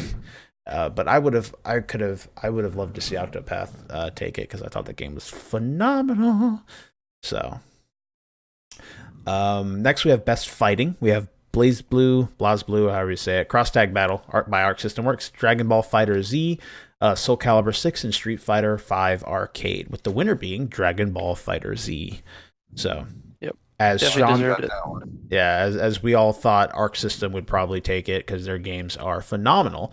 And Dragon Ball was actually quite large when it first came out. There was a lot of people into it when it started. And Soul Calibur, I think, was just a little bit too late into the game. I don't think it had enough chance to spread into the environment for people to really get I'm going to get both of those. I'm going to get both of those at some point because I remember with Soul Calibur, did games, and I loved that part. And I've been playing. I got Guilty Gear and BlazBlue, I think, several months ago, and I really enjoy Arc System Works, and I'm really looking forward to playing Dragon Ball Fighters because it looks so clean. I love the animation alone is worth buying it. It looks so clean. Yeah, it's fucking awesome, and that's Arc System's like MO. They make fucking pretty games, dude. On top of the fact of them being like technically intensive and shit like that, they do such a good job with fighting games. They really got their shit together.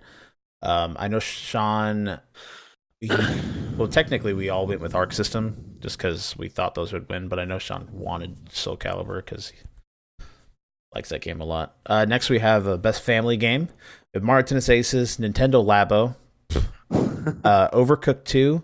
God damn it. It's like they ran out of family games. Like, shit, we got to add something else in there. Like, put the cardboard. What about cardboard? Does that work?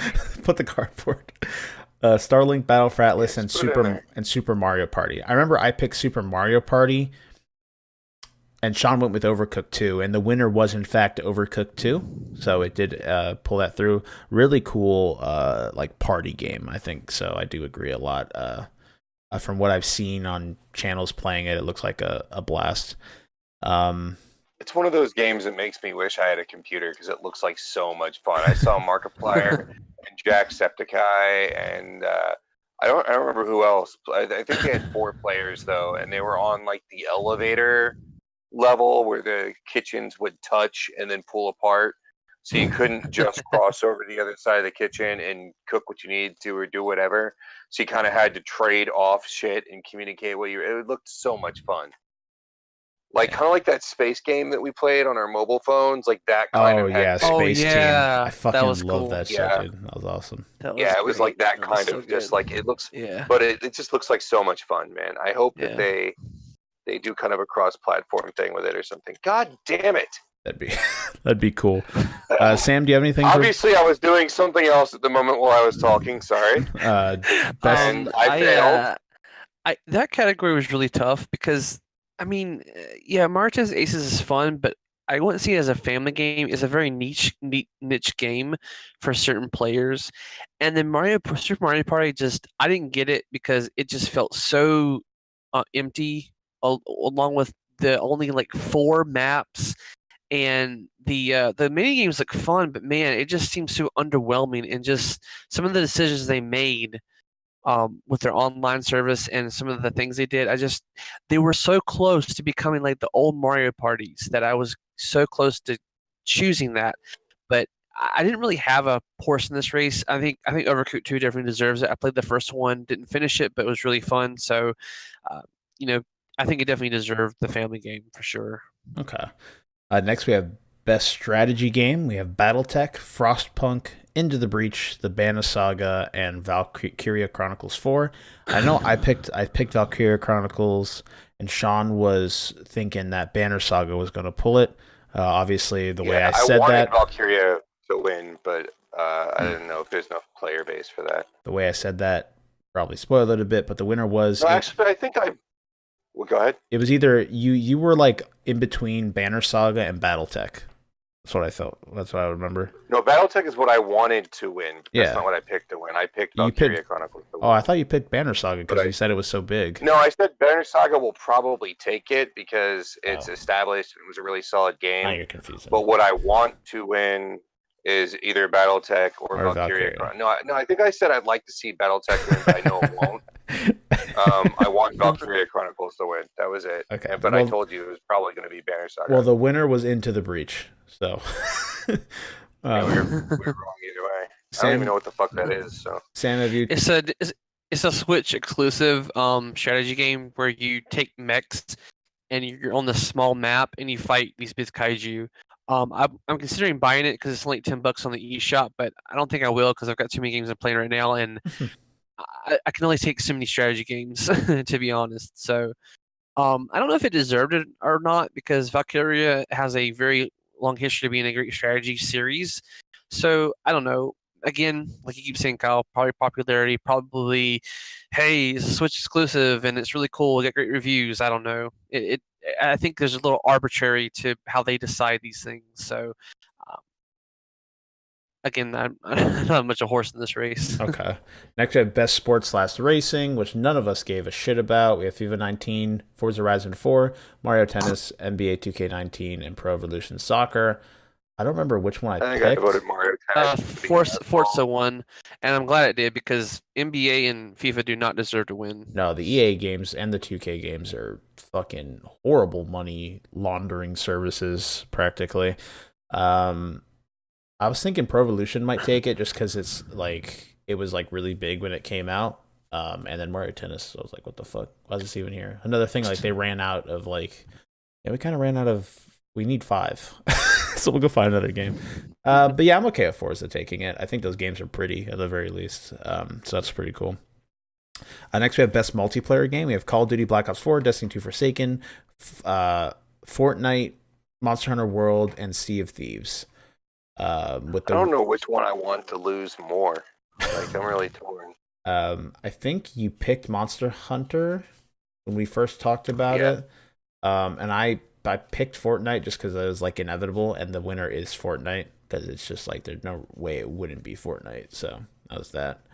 Yeah. Next, we have Best Student Game. We have Combat 2018, Dash, Quasar, Jera, Lith, and Recharge. I picked Recharge because I thought the art was cool. And didn't you like the word Jera or something, Shawn? Is that how you picked? I don't remember. It was very objective. We didn't really fucking know anything about these. But yeah, I think I probably picked Jera. I think, and the winner was Combat 2018. Next, we have Best Debut Indie Game. We have Donut County, Florence, Moss, The Messenger, and Yoku's Island Express, with The Messenger pulling it through. I know, Shawn, the moment I said that it was kind of like Ninja Gaiden, he's like, give me that shit, and you picked Messenger. Yeah. I also actually voted for Messenger, too, so. Yeah. Actually, it's getting free DLC next year. Oh, so. Fuck yeah, that's dope. Next, we have... Where is it on? It's on Switch and PC right now, I think. Or is it think I'm not too sure. I think it's exclusive to Switch right now. It might come to other consoles later. Oh, okay. I could be wrong. Okay. Next, we have Best Esports Game. We had Counter-Strike, Global Offensive, Dota 2, Fortnite, League of Legends, and Overwatch, with the winner being Overwatch. I always vote for League of Legends in these no matter what, because I think that they constantly reinforce like my reason to vote every year, because I always think they do a phenomenal job with their esports community and like nurturing their competitive atmosphere and shit like that. I think they do a fantastic job. And I mean, I just don't really give a shit about Overwatch. So I voted League just to support you. Yeah, because you're my boo. Next we have, or did you have anything here for this, Sam? Esports? No, I mean, it was obvious. Okay. Sam voted League to support you too. Oh, he's also your best. Yeah, I definitely supported League. Next we have Best Esports. Like whatever. Yeah, totally. Next we have Best Esports Player. We have Sonic Fox, Tokaido, Uzi, Simple, and J Jonak, with Sonic Fox winning. And he got up on stage and said some kind of political shit that I don't remember. And I was like, oh, bro. Yeah. I mean, I understand you're happy to win, but it's not your stage to do this. It's a video game It's a video game thing, dude. God, man. You can't do that to me.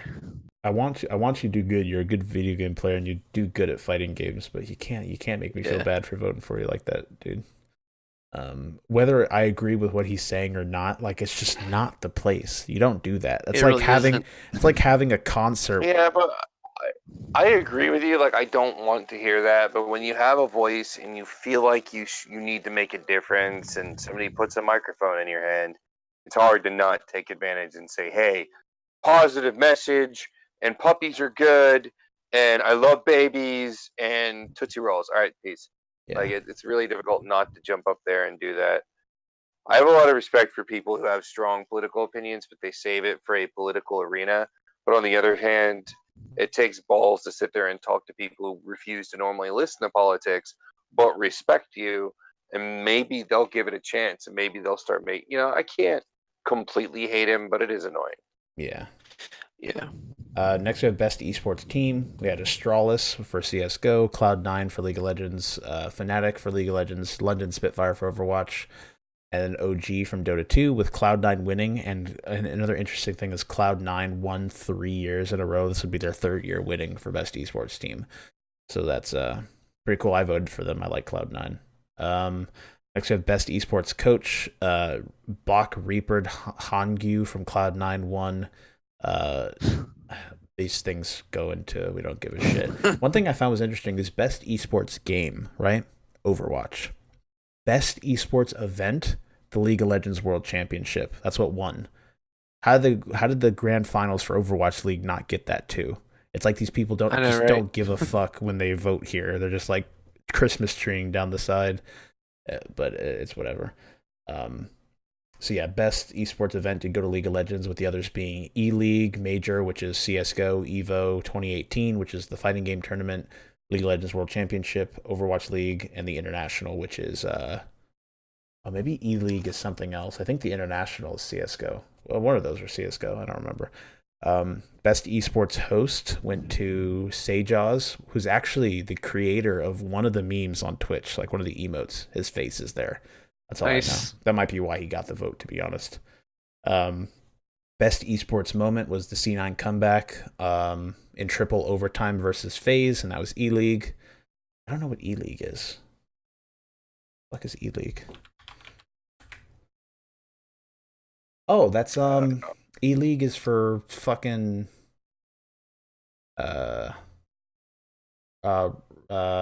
Jesus Christ. Rocket. Oh, it's a bunch of stuff. Rocket League, CS:GO, and Injustice 2. It's like its own channel or something. And then finally, content creator of the year, we have Dr. Lupo, Myth, Ninja, Pokimane, and Willy Rex, and everyone at the same time says Ninja because Ninja. Yeah. I really wanted Pokimane to win just because she's IRL waifu, and she actually got up on stage, and that was enough to make me nut inside a Subway, so it was good. But yeah, that's what went on in the Game Awards. Post-Game Award discussion complete. Good work, everybody. Yay. Let us know what you guys thought, if you thought the awards were deserved, what you thought was better in one way or another. Hit us up. We would love to have a discussion with you guys talking about this kind of stuff. I love discussion revolving video games. That's why I'm fucking doing a podcast with my friends. So we will wrap this up, episode 77 of the Thought Patrol podcast. It's been a wild ride, boys. 3 hours in, it never fails. We always go over. But it was quite a packed episode. We had a lot to discuss. So especially with so much going on, next week should be back to a decent normal time while we scrumble trying to find different themes that are somewhat relevant as well as interesting. Yeah, but that'll be it. We'll go ahead and call it a night. Wrap up this episode. Before we go, though, as always, we need our outros. We'll start with you, Sam. Give it to him. It took us a long time to get through this, and life is like that. You gotta go through things that is a slog. But in the end, you go beyond plus ultra. Beautiful. Shawn? Hugs and kisses and all your delicious little pink parts. Oh, I like that. And before we go, I will leave you all with a thought. In the last 3,500 years, there have been approximately 230 years of peace throughout the civilized world.